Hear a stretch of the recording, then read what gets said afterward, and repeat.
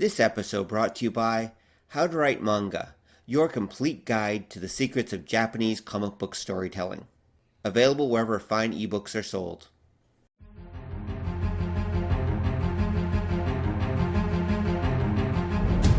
The world has gone insane. Cosplayers rule the conventions. Gamers dominate the tabletop and the internet. Sci-fi subjugates the movies, and fantasy rules the bookstore with an iron fist. Only one group can bring order to this unruly mob. A team of uber geeks, masters of the nerdly arts, trained for decades in the hobby shops and basements of the nation. Mobilized by the secret masters, they are the Department of Nerdly Affairs. Hello, operatives, and welcome to the Department of Nerdly Affairs. I'm your host, Rob Patterson, here with my co-host, Don Chisholm. Yo, no, not gonna do it. That's too easy. Who has something stuck in his throat. And tonight, we're going to be talking about G.I. Joe. Not just the real American hero, but Joe's roots. His real roots. Don't worry, it's not going to be one of those Captain America things where we're going to find out Joe was actually a Nazi. But we're going to be talking about the history and cultural impact of G.I. Joe. To help us with this, we have recruited an expert on G.I. Joe, Tim Finn. Welcome to the show, Tim. Thank you, Rob. Thank you, Don. So, Tim, tell us a little bit about yourself. I live just outside of Boston. I own and operate a comic book store, Hub Comics, in Somerville, Massachusetts. Mm-hmm. And I teach animation, comics, animation history, and drawing at a university in Cambridge, right outside of Boston, Leslie Art Plus Design. Mm-hmm. And since 2001, I have been researching and writing a definitive history of G.I. Joe, which is called A Real American Book. Since I'm still writing it, I have a blog, which is arealamericanbook.wordpress.com, where I write stuff that won't fit in the book. And then I also draw comics, but I'm taking a couple years off from that because I need to write my book. How long do you intend this book to be, Tim? It sounds like you've been working on it a very long time. I think it'll be 300 pages, but it's a coffee table book. Mm-hmm. So if you imagine your standard hardcover, Batman 75 years, or The Making of Jurassic Park, or, right. Spider-Man the Legend, that kind of thing, this would be comparable. Right. Wow, that sounds amazing. And it sounds like you're absolutely the right person we need to talk to about G.I. Joe. So why don't we launch into the history of G.I. Joe? So where does G.I. Joe come from? Like, where does this all start, Tim? So Hasbro in 1920 or 1921 is founded in Rhode Island as a textile company. And within a few decades, they're making pencil boxes and pencils. And in the 50s, they introduced a toy, Mr. Potato Head, which initially is just the pieces that you stick onto a real potato.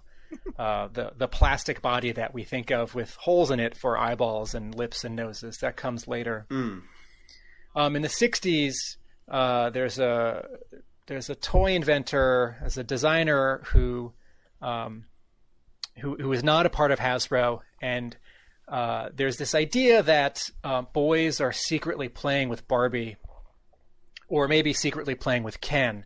And in the 60s, gender concepts are rigid, so it is not acceptable for boys to be playing with dolls. Right. And if there's some way for Hasbro to reframe this toy so that it is okay for boys to play with it, could that sell? And what's it going to look like? Right. So it's a soldier, and it's bigger than Barbie, and it's got more articulation, and the costuming and the weapons and the accessories are all really finely made and detailed, and it's a big hit. Right. So that's the broad strokes version. That's the broad strokes. Now, had there not been any male dolls before then? You used that D word. So, sorry. Oh my God. Sorry. So Hasbro stressed this to its sales force in 1964 that G.I. Joe was not a doll. G.I. Joe was an action figure, and that is in fact where the term action figure comes from. Oh, okay. And you could argue that articulated figurines like puppets or green army plastic soldiers, and before that, lead soldiers that had been painted, you could argue that those are a kind of action figure, or that they are related to action figures. For all intents and purposes, G.I. Joe in 1964 is the first action figure. Yeah. Yeah, because I know that's the first use of the term. Somebody found a couple years ago, it was a Superman. I think it was from the 40s, that it looked like those artist mannequins, the wooden posable dummies. And it was basically that painted to look like Superman. And that's what some people think is kind of the first non-doll action figure sort of thing. But yeah, the term comes with the original G.I. Joe, and I think even the concept, really, because that Superman didn't have accessories or anything, and that was the idea of G.I. Joe, was that you would play with it, that it had things for the hands to do, that he came with all the equipment, you could set it up, you could pose him, you could hang him off of stuff, and that's where, I definitely do feel that, that's the first action figure is the original Joe. No. So Don, are you describing something that was mass produced and sold at retail, this Superman figure? Yeah, it sort of showed up at an auction, and it was mass produced, but nobody's exactly sure how widely produced it was. And that's fascinating. It is, and that's why generally it's kind of seen more as an anomaly rather than an actual step in the creation of the action figure.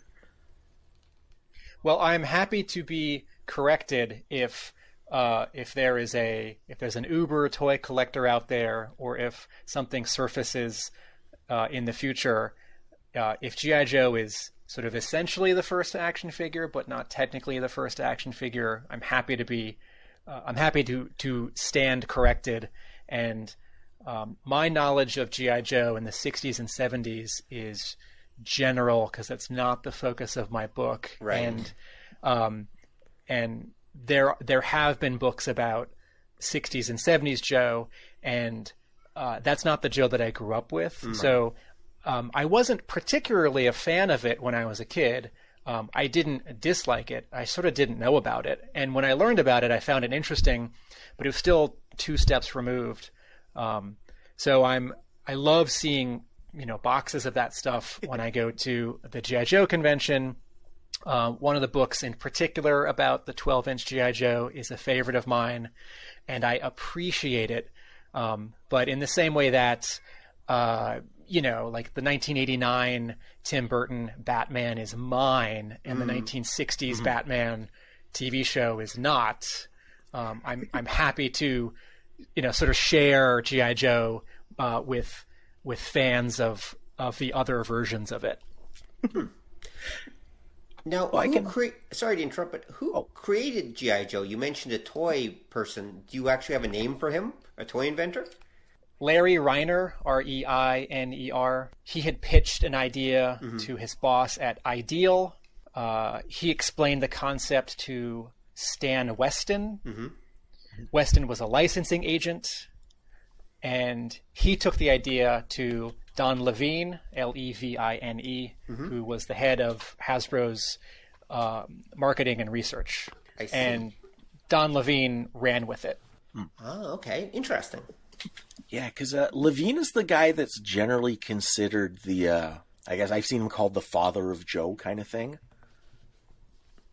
Yeah. I think it is possible that others at Hasbro who were developing the figure in that initial rush for Toy Fair should get more credit. Yeah. And I don't say that to disparage Don Levine, excuse me. I don't say that to disparage Don Levine. But I do think that in the same way that Stan Lee and Jack Kirby both created the Marvel Universe, but don't forget, the other artists who were there at the time, like Steve Ditko or Don Heck. And Stan Lee is still around to tell his story, and Jack Kirby is not. So I think that the official history is the one that gets written down and told, and those specifics of who did what in 1963 and 1964 are interesting to me, but I will let other authors and researchers tell those stories. And this sort of origin is a few paragraphs in my book, and I really in my book want to get past the 60s and 70s so I can get to 1980. Right. Okay. Well, that makes sense. Now, what connection did Joe have with, like, there's Hasbro, but was MEGO around at that time as well? Yeah, because sort of. MEGO comes in the late 60s, but they do what's called rack toys. Okay. Which were the little kind of throwaway stuff that you used to get at, like, the dollar stores and that, or at the counter to shut the kids up. And they came along... early 70s, they made their 8-inch figure. They started with Action Jackson. Right. And Action Jackson, in some ways, was a response to G.I. Joe. The original G.I. Joe was super popular up until you get to near the end of the 60s. Because of Vietnam, any kind of war-related thing sort of wasn't as popular with the public. The 12-inch Army Joe became the Adventure Team, which was the same idea. Those are the ones that, from my childhood, that had, like, the fuzzy heads. Mm-hmm. I don't know if anybody out there remember. It was they had, like, it was frock. It was like if you ever done gaming miniatures, it was the same kind of stuff. But they had, like, these big beards and stuff, and they were adventurers and they were explorers and that. And Action Jackson was kind of a response to that. And what they did was, they did a smaller figure, because 12-inch was the standard, but beginning of the 70s, you had the OPEC oil embargo, and that made plastic expensive, so they made the smaller figure so that you could charge less for it. It was less to manufacture. Makes sense. Yeah, and those took off. The 8-inch thing, you could still do vehicles that were relatively affordable. You could still have all kinds of accessories. Those took off. That happened by the mid-70s. Hasbro changed G.I. Joe again to the Super Joe. Super Joe? What, he has superpowers now? No, they were very science fiction-y. Oh, and okay. they had, like, light-up equipment, and the hero guy, it was like the Super Joe with the 1-2 punch. You'd push his back and he'd, like, throw a punch. Was this that whole Kung Fu grip thing? No, the Kung Fu grip came earlier. That came with, like, the Action Team. Okay. Super Joe is a 2-year... It's kind of Hasbro trying to pull the wool over all the kids' eyes. Oh, okay. Mm-hmm. So they shrank the figure from 12 inches to 8 inches, and they reduced the articulation, and they changed the name. So it's not technically G.I. Joe, it's Super Joe. And it did not sell well, and then it was canceled. And there's not a big fandom out there for Super Joe. I think a lot of fans of the military Joe in the 60s, and then Adventure Team from 70 to 76, if they were still buying G.I. Joe in 77 and 78, when it turned into Super Joe, I imagine they were immediately disappointed and stuck around. But when it was canceled, people were disappointed. But the brand, its time had come, and it was going to be too expensive, as Don was saying, because of the cost of oil. Something needed to be done. What changed in the interim was Kenner released its Star Wars line, which was expansive, and though that size, 3 3/4 inches, had been around, because of Star Wars, that was now the default size for action figures. Yeah. So if Hasbro was going to bring back G.I. Joe in 1982, say, it was going to be at that size. Yeah. So then the Real American Hero, Joe, is totally a response to Star Wars? Yes. So Kenner and Star Wars were rivals, and Kenner had this unbelievable partner in Lucasfilm and, to a lesser extent, 20th Century Fox.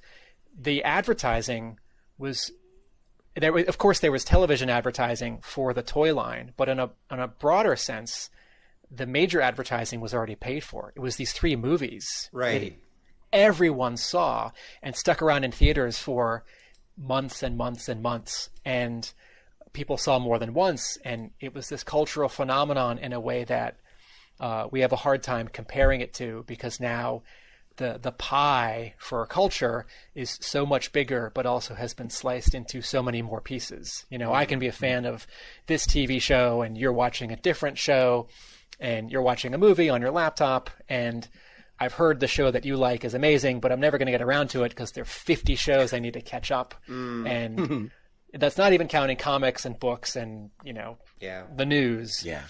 But, in 1980 and 1983, Star Wars is this cultural juggernaut, and there was a great loyalty inside Hasbro to G.I. Joe, because G.I. Joe had built the modern Hasbro.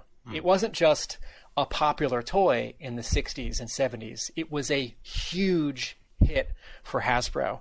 It was the first toy to be advertised on television year round.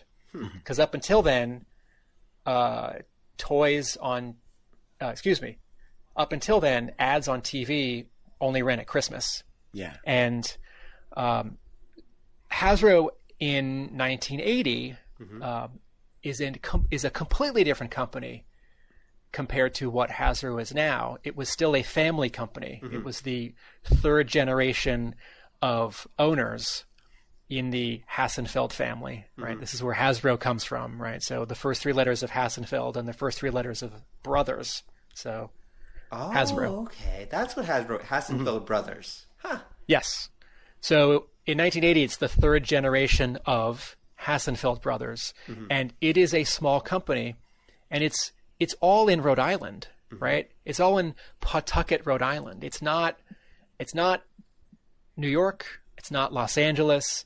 There is no clout with a small toy company that takes up a couple, manufacturing buildings, in Pawtucket, Rhode Island. There's no clout there to say, get a movie made. Right.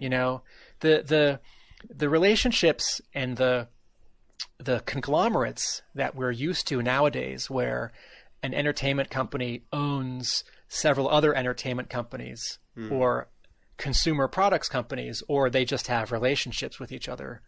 That was not as big and interconnected then. Hasbro didn't have a movie, and there was no way Hasbro was going to get a movie made. Right. Hasbro couldn't fund a movie. Maybe Hasbro could fund television, but that is not what happened the first year. The first year, there's just an advertisement, but it's a really, really good, expensive, exciting, gorgeous, fun. Did I mention exciting advertisement? Okay, what was the first advertisement then? Was it an animated one, or was it kids playing with toys? What did the first kids see on TV? Yeah, it's a minute long, and it's all animation. There are no kids and there are no toys. And this was this really crafty workaround, because rules for broadcast television were strict when it came to using animation to portray things for kids. And this is about protecting the consumer. Do kids know the difference between fantasy and reality? Right. And if you have too much animation in a commercial for, I don't know, candy or a toy for a kid, will the kid think that the toy can do things that it can't actually do? This is why in the 80s, when you were watching television and you'd see ads for toys, you'd have to see a hand, an arm holding the plane, Ah, Plane okay. the plane couldn't be shown to fly by itself unless the plane could actually fly by itself. This is intended to protect the consumer. So Hasbro, through its ad agency, Griffin Bacall, which was in New York, Griffin Bacall had been working with Hasbro for a long time, and they had this idea to partner with Marvel Comics. And the story, right, Star Wars, the story is told in the movies. Right. For Hasbro, for this new G.I. Joe, the story was going to be told in comic books. And this crafty workaround for this first advertisement is that the minute of animation is not going to advertise a toy. It's going to advertise a comic book. It does not mention the toy. Right. At the end of it, it just says, "The Legend of G.I. Joe," Marvel Comics. And the image that it ends with is the cover of issue number 1. Right.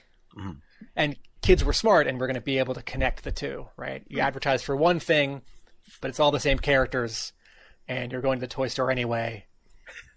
This ad was followed up by, a regular ad that just showed the toys. Right. Yeah. But here's a question. So where did the whole G.I. Joe Real American Hero story come from? Is that the result from Hasbro or Marvel? Both. So it breaks down into different departments at Hasbro, right? There's marketing, there's R&D, research and design, which includes the art department. And this is before they have a separation for boys' toys and girls' toys. That comes a couple years later. So there are some really talented toy designers there. Two of them are Ron Rudat and Wayne Luther. And there are two really smart marketers there. And one is Kirk Bazigian, and another is his boss, Bob Prupis. So he's marketing, and Kirk Bazigian is just a copywriter. He just writes the instructions or the stats that are on the front and the back and the side of the package, or if there's any kind of catalog literature for the toys. So and there are a couple other people in R&D in the intervening years, right? This is 1980. G.I. Joe's been off the market for 2 years. And again, there's all this loyalty inside this very small company, which is a family-owned company, right? Lots of employees there love G.I. Joe and had worked on G.I. Joe just a few years ago. And the idea comes up pretty often, right? Let's bring back G.I. Joe. But there has to be a different way of doing it, which is where the comic book and advertising for the comic book comes about. They know that they can make good toys, but there needs to be a hook. Because if Hasbro just releases some G.I. Joe toys without something extra, it's going to fail, and then it's going to be embarrassing, right? And that does great damage to the brand and the company. So Ron Rudat and Wayne Luther and a couple other designers in R&D start evolving some pieces of artwork, and there's a sculptor named Jim Totley, and he puts some, I think it's clay, on an existing competitor's 3 3/4 inch action figure, and turns it into what looks like just a grunt, just an olive drab army guy. And this thing has actually been displayed at JoeCon, at the annual G.I. Joe collectors convention, the last 2 years, at a booth called Joe Declassified, which is actually a nonprofit run by some wonderful fans who are collecting and curating some of this earliest and rare stuff. Actually, not even the earliest stuff, 82 all the way to 95. So R&D and marketing convince the higher ups, and that goes hand in hand with the ad agency. The two guys in New York, Griffin and Bacall, those are their last names, coming up with this idea for how to advertise this thing. So Hasbro meets with Marvel, and in 1980, 1981, Marvel had licenses. Marvel had a Star Wars comic, Battlestar Galactica comic. There had been a Godzilla comic, and Shogun Warriors. Yep. And, they would do movie adaptations, Aliens, or I guess the first one, Alien, and some of the James Bond movies, Indiana Jones. So Marvel is the hotter of the two big publishers at the time. DC's not doing as well in 81, 82. So there's a meeting, and at the meeting are, among other people, Archie Goodwin, who's an editor at Marvel, and Larry Hama, who is an editor at Marvel. Larry Hama is a fascinating, creative person. He had been an editor at DC, and he was now an editor at Marvel. But he was also drawing comics for a competitor because his boss gave him permission, because he proved to his boss that he couldn't get work at Marvel drawing comics for one of the other editors. At the time, Marvel had, and this went until, I think, 1999 or 2000. Marvel had a policy, at least in the 80s, probably in the 70s, but I don't know, that the staff editors were encouraged and expected to also write freelance for the other editors. And a positive way of saying this is that it kept the universe integrated and connected, and a negative way of saying it would be that that was unfair and incestuous. So Larry Hama had been an assistant to Wally Wood, who's one of the creative leading lights of comics in the 50s and 60s and 70s. And Larry Hama had been on Broadway, and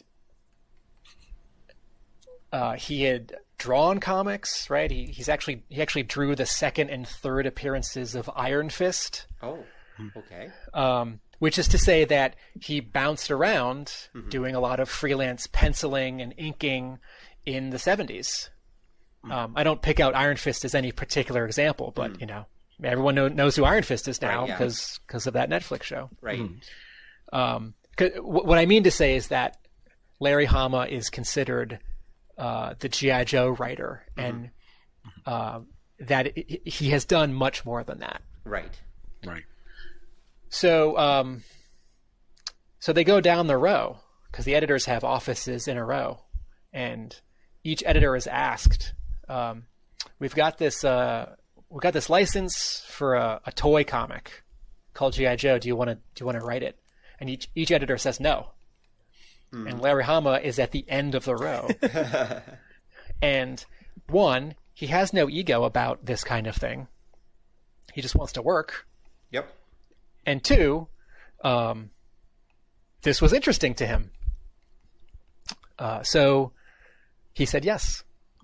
So there's this meeting, and by that point, Hasbro had designed the first wave of figures, or I should say loosely. There were, about 10 slots for figures, and each one has a function. There's the commando, and there's the heavy machine gunner, and there's the mortar launcher soldier. And there were no villains. And this makes sense from a G.I. Joe perspective, right? This sounds strange to us now because sort of every story now is good versus evil. Yeah. Every, Harry Potter and Star Wars and Jessica Jones and Pacific Rim, everything in popular culture is good versus evil. But in the 1960s and the 1970s, G.I. Joe had no villain army. Yeah. There is no Dr. Claw. There is no Goldfinger, or what's the bad guy group in the James Bond movies? Spectre. Yeah. Thank you. So, with Joe in the 60s, I guess, I've never asked anyone, but either you sort of pretended that some of your action figures, some of your G.I. Joe action figures were bad guys, or you, I don't know, imagined them or mimed them, It's like, oh, they're on the other side of the room, or they're outside. Right. And then as they expanded the line, and there were, soldiers of the world, there's a British soldier and a Russian soldier and a French soldier. Maybe kids use them as the villains, but all the G.I. Joe figures in the 60s and 70s, none of them had code names. None of them had names. Yeah. There wasn't, Bill and Rick and James, or, Tough Guy and Master Blaster and, Crazy Face. There's just what he did. There's an infantry soldier, and there's a pilot, and there's the guy who puts out a fire if a plane crashes, who comes with this silver foil suit. Mm-hmm. So Archie Goodwin at this meeting suggested that there should be villains, and threw out a name like Cobra, and that stuck. And there is a strong parallel if you look at the first issue, the first year of G.I. Joe comic books from Marvel, between G.I. Joe and Cobra and Nick Fury and S.H.I.E.L.D. and the villains in S.H.I.E.L.D. Yeah. HYDRA. Yeah. Yes, thank you. I've always wondered if there was a connection between Cobra and HYDRA. It just they basically just seem like mirrors of each other. So there's no story connection, there's no continuity connection, but Right. is one somewhat inspired by the other? Undoubtedly. But in the same way that if you came up with a story of a bunch of good guys and bad guys right now, it's going to kind of look like Star Wars, or it's going to kind of look like Harry Potter. That's true. Or it's going to kind of look like Transformers, because there are only so many, ideas. Yeah, variations. Yeah, I think you're right too, because I think what happened with the Real American Hero Cobra is you had during the 60s and the 70s, James Bond was popular, and he fought Spectre, and there were other little groups of these like covert dudes, because that's what Cobra was presented as, that they were covert, they'd infiltrate. They're very similar to HYDRA. In the early 70s, DC had a bad guy called Cobra that led a similar organization. And I think you're right that it's probably a bit of parallel development, because that was in everybody's mind. The 80s, you had the Cold War starting to get attention again, and that idea of spies and like covert ops and spoiler operations was kind of in the public consciousness of the time. Sometimes we forget because we're just so used to it. But Cobra is international, but it's nebulously so, right? Yeah. G.I. Joe is American, Right. They're a real American hero. But, Destro is from Scotland, and Damn those Scots. and then I'm trying to remember, is Major Blood? He's Australian. Is Australian, thank Yeah. you. In Firefly, I think his toy background is shrouded in mystery, but it's, here and there. And there's the Baroness, and so, Cobra Commander is, in terms of the toy and the TV show, shrouded in mystery. And in the comic book, it's revealed that he's a homegrown terrorist. Yeah. He's a disgruntled American who was let down by the American dream. He's a used car salesman, and he develops this fanatical following and turns it into this paramilitary organization over many years. So there's another, part of what I love about G.I. Joe is if you squint, if you're looking at 1982 and 1983, the Joes are green and Cobra's blue. And if you're watching the show, lasers are red, lasers are blue. you can very distinctly tell them apart. One of the things that I don't love about the first live-action film, G.I. Joe: The Rise of Cobra, is that all the Joes are in black armored suits, and all of Cobra are in black armored suits, and also Snake Eyes is all in black, so no one sticks out. Yeah.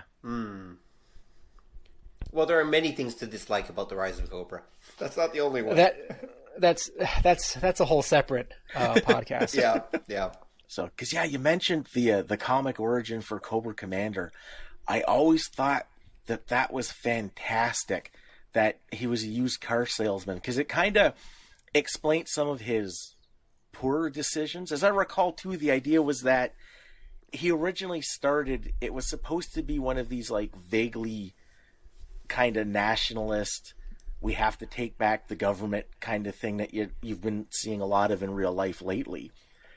And it got out of hand, and he ended up becoming their leader because he didn't know how to turn it off, and then he got used to it, and then you had people like the Baroness and Destro that moved in and were kind of trying to assert what he was what he had created. What's so great about the Marvel run of G.I. Joe, which is, it's 155 issues, 149 of them or 150 of them are written by Larry Hama. Yeah. Plus there's a spin-off series and a couple specials. So he wrote about 185 G.I. Joe stories between 82 and 94. Mm-hmm. And starting about 6 years ago, began writing this comic again when IDW picked up with issue 156 and started publishing it monthly, and it's about to hit issue 250. Oh, wow, I didn't know that. So for any G.I. Joe comic book fans out there, if you think back to the 80s or the early 90s and you think, I sure love that G.I. Joe comic book, it's back, and it's been back for a while. And the story right now is very exciting. But one of the things that's so great about the G.I. Joe run from Marvel from 82 to 94 is that it was written almost all by one person. So it's remarkably consistent.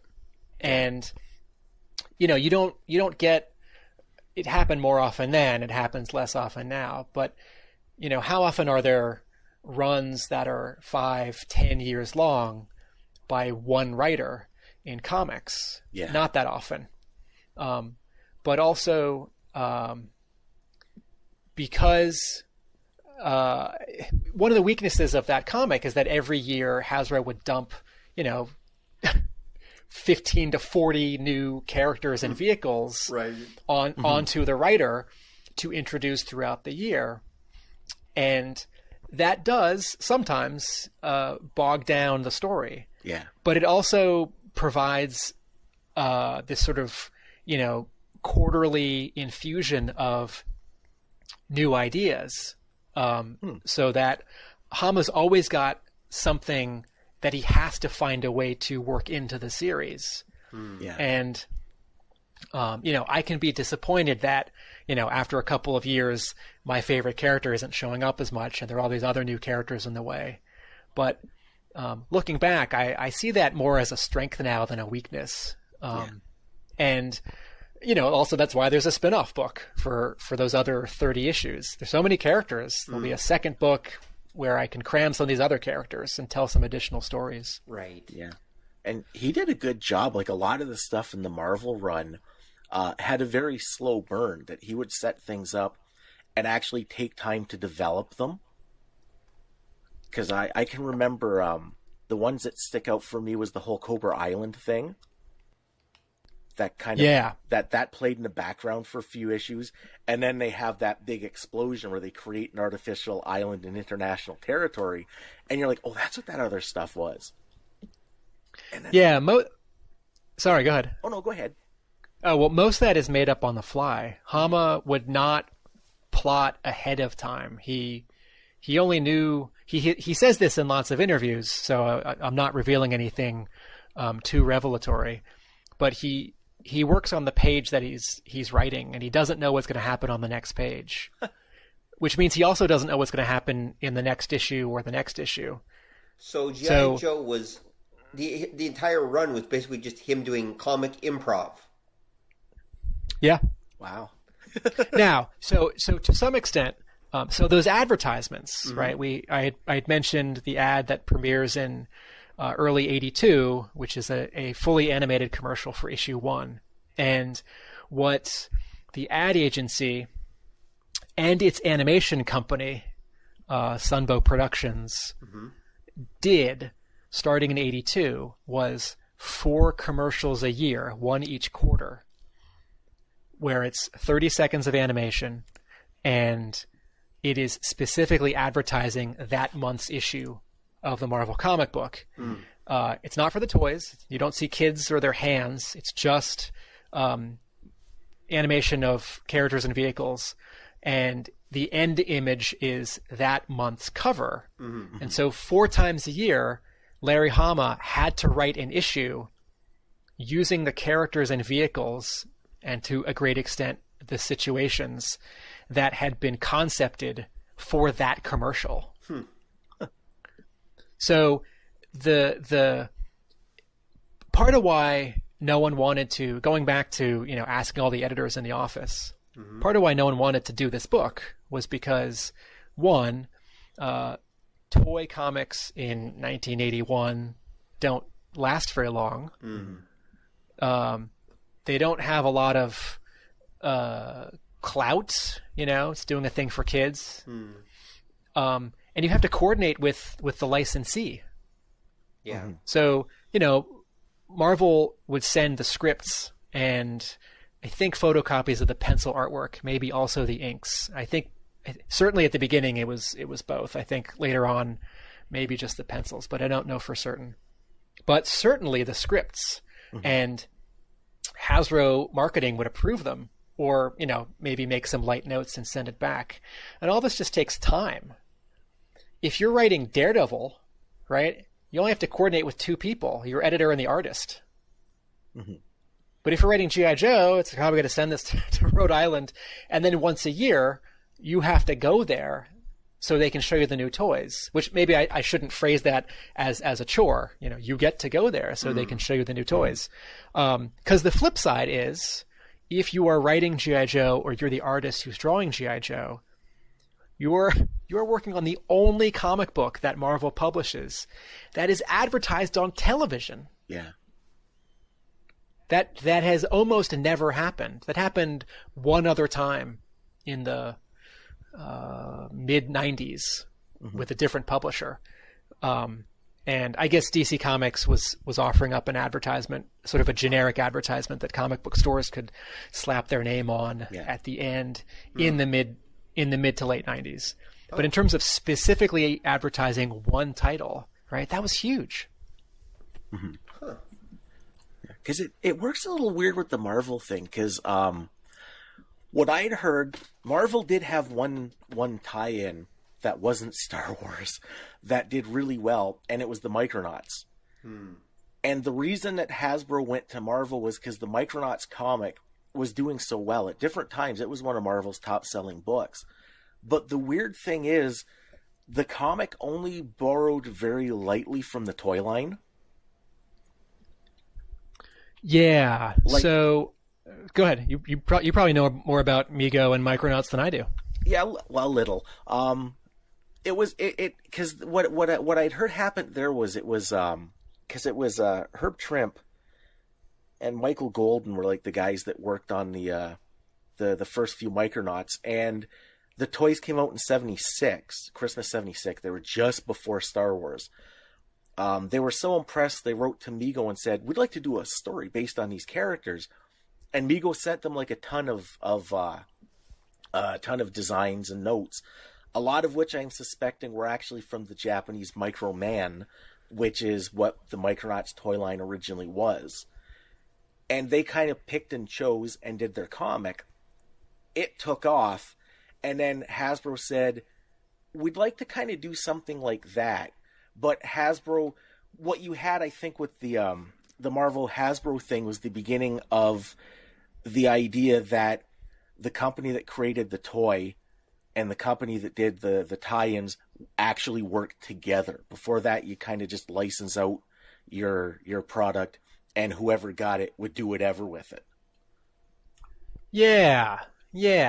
That's helpful. I think I had that idea vaguely swirling in the back of my head, but hearing you say it, I'm smiling and nodding my head. That would probably be also why the original Star Wars comics were definitely not approved by Lucasfilm.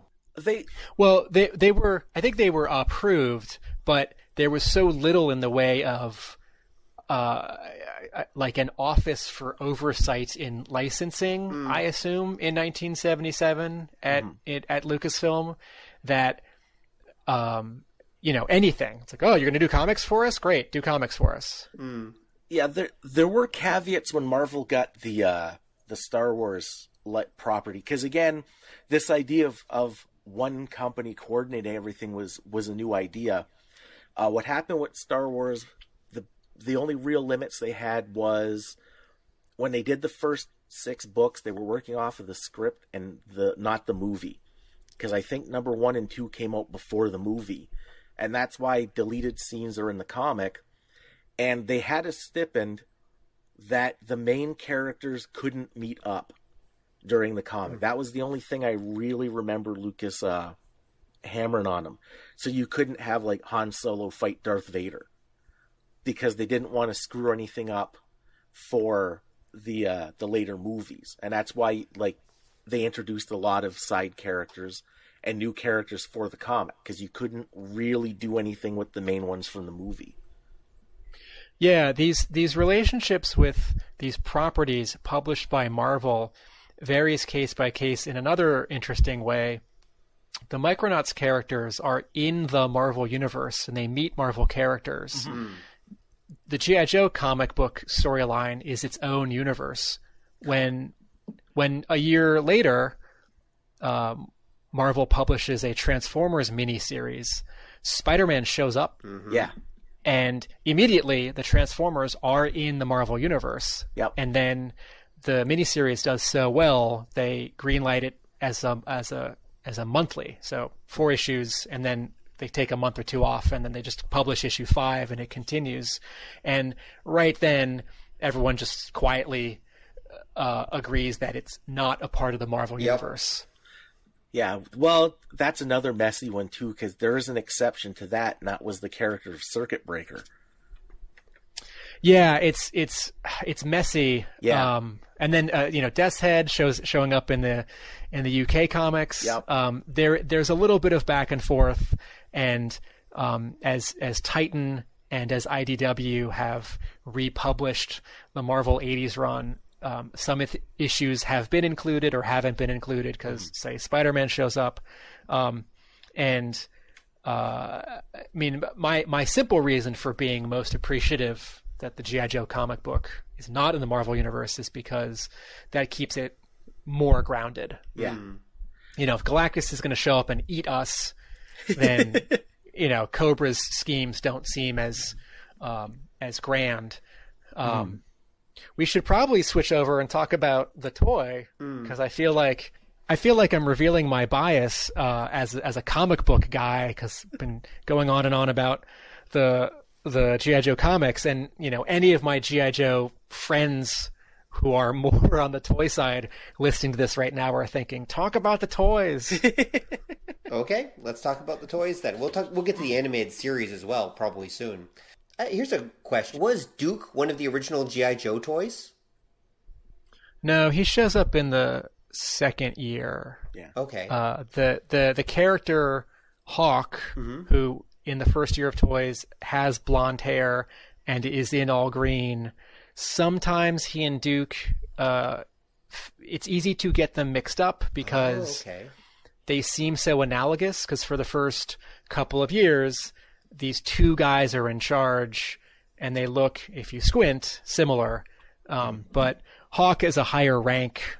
Duke's a first sergeant, so he's in charge of a smaller group of guys. But the first year of the comic, I guess the first year and a half, Duke doesn't show up. Hawk's in charge. Right. But because there is no TV show in 1982, Hawk doesn't make any kind of impression in the animation of G.I. Joe. And it's those first 5 episodes in September of 83 with this initial miniseries where Duke is the main character, where he makes a big splash. And I think anyone who watched the show more than they read the comic is probably a bigger fan of Duke, because he's such an integral part of the first 2 years of the cartoon. And he is not as important in year 2 and 3 of the comic book. Yeah, wasn't Duke the second mail-in figure? Yes. Once again, all my friends who collect the toys are thinking, "Why are you pausing, Tim? You should know that." So I'll just admit it. I know more about the Joe comic and animation than I do the toy.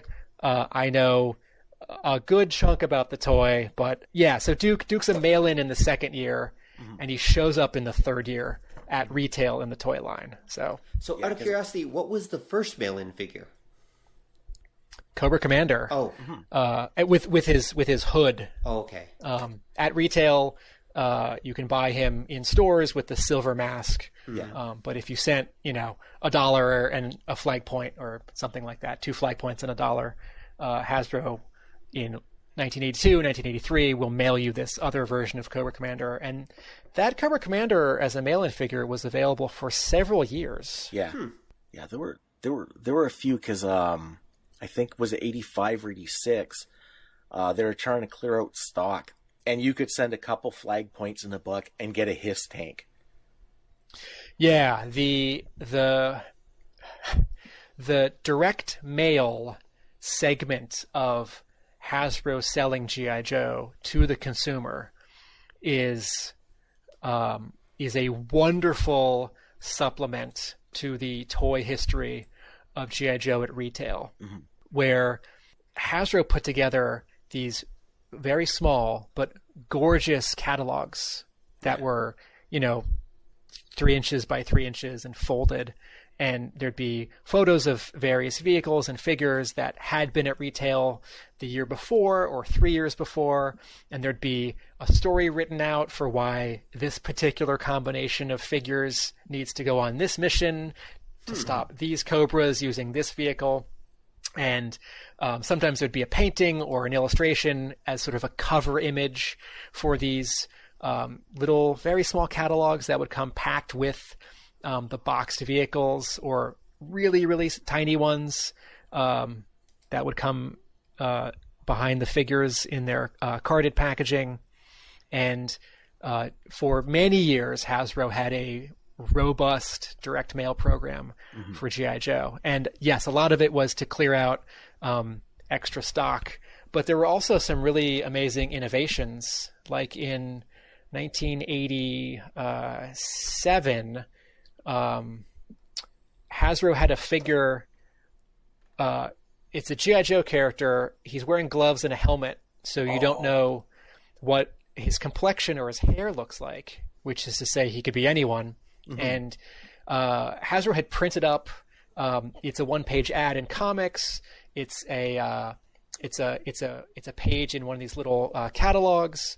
There might have even been like individual sheets that you could pick up at toy stores, like an advertising slick, and you check off boxes answering sort of multiple choice questions, and you'd pick one of 4 answers for each descriptive attribute of this G.I. Joe character that you picked his code name, his specialty, and what he's like. And then 6 to 8 weeks later, Hasbro sends you this figure who is classified Steel Brigade. And so it's the idea is all the kids, all the fans, all the real boys and girls who buy G.I. Joe toys are joining the Steel Brigade. Right. So it's like G.I. Joe has this additional army of I don't want to say generic because they all look the same, but they're individual characters, recruits. And my brother and I, of course, did this. My brother's figure was called Maverick, and this is because of Top Gun, but a year or two before there is actually a G.I. Joe character named Maverick. And mine was codenamed Black Magic. And I had checked off all the boxes that made mine more like a ninja because I thought that was cool. But, you know, he's not dressed at all like a ninja. He's got, you know, combat boots and beige pants and a, you know, blue vest and a silver helmet. But in terms of giving kids ownership over their relationship with G.I. Joe, and for not a lot of money at all, right? And this program ran for several years, and the figure went through a couple changes. There were some color changes, and then late in the line, there was even a sort of make-your-own Cobra. And this character doesn't show up in the comic book and is not advertised on television, but it's innovative and fun. Yeah. I have a funny story about that. About the character makeup, because I used to be friends with Bill Sikora. He's the guy who did the old Tomart's action figure guide. Oh, cool. Okay. And he was a funny guy. He had a bet with his mailman, because he had filled that form out and he was waiting for the figure, and the mailman knew that he was this huge toy collector and he's always getting weird stuff. And he said, "Yeah, I got this figure coming. He's a new G.I. Joe guy. His name is Dirty Prick." And the mailman was like, "No way, they never call a character that." And that was his. His was Dirty Prick, and he had this big write-up about what a tough guy he was, and everybody was afraid of him and stuff. I should ask one of the G.I. Joe groups on Facebook. I'd love to collect a big list of kids' code names. I'm amazed that they accepted that as a code name. Isn't there at the DMV or the RMV? Isn't there if you get vanity license plates, aren't there many combinations of letters that you cannot get on your license plates? Yes, there are, but say when Hasbro did their customizable figures, this was probably way before you had a lot of like automation and digital printing.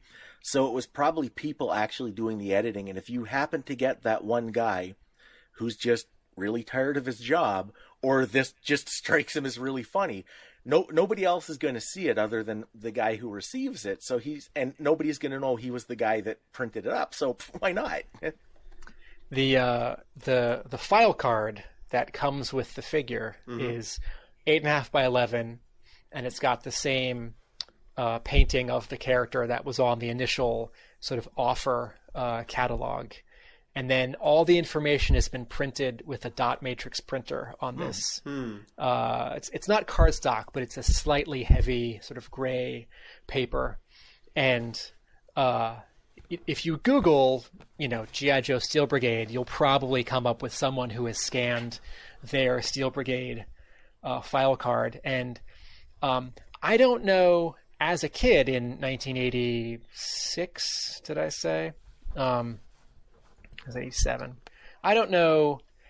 It was 87. I was actually disappointed when my figure came in the mail, because I had assumed that somehow Hasbro would read my mind and would know that my figure should be Caucasian and have blonde hair and maybe even look like, you know, a generic karate guy in the 1980s, like, you know, like the Cobra Kai kids at the end of the Karate Kid, right? Like, you know, wearing a basic black karate uniform, because in my mind, that's what Black Magic looked like.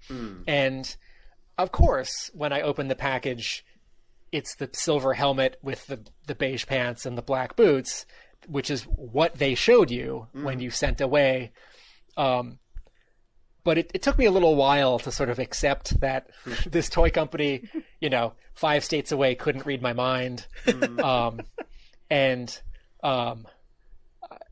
I remember thinking a year or two later, well, there should have been some additional level of customization. They should have been, you know, you should have been able to pick one of 5 heads or one of 5 torsos, and you know, that is prohibitively expensive. So I'm just gonna look at this with grown-up eyes and admit that what Hasbro did was really striking for the time. Yeah, because what you're mentioning there, that was kind of what if you go back to say the Adventure Team G.I. Joes, or the when MEGO did Action Jackson, they would do they didn't have characters per se, but they would do, like, say you'd have white guy with blonde hair, white guy with beard, black dude, Asian dude. They do the generic kind of phenotypes. And I had heard it was because of exactly they were trying to assuage the kind of disappointment that you felt as a child. That idea that you could read more of you or whoever you pictured this character to be into the figure. Yeah, I as a Caucasian male who was buying G.I. Joe and absorbing the TV show, most of the Joes looked like me. Mm-hmm. And if Hasbro had its way, there would have been no female characters, because this was a traditional boys' toy, and boys didn't buy the female action figure characters very much. So Hasbro would short pack them. I mean, the second female figure, CoverGirl, right? Hasbro said, all right, we'll put her in a tank. Mm-hmm. Yeah. And that way, sort of, kids have to get the figure. There's no way they can't buy her. If they want the tank, they have to get this character. Mm-hmm. There are female characters in the G.I. Joe toy line because of the comic book and the TV show. Okay. In the 1980s, if the show was on a network, it was on ABC, CBS, or NBC, or if the show was syndicated and was, sold market by market and city by city. Mm-hmm. And, in my neighborhood, it was on the channel that eventually became Fox. But in my friend's neighborhood, a couple states away, it was on the, local station that eventually became UPN. Mm-hmm.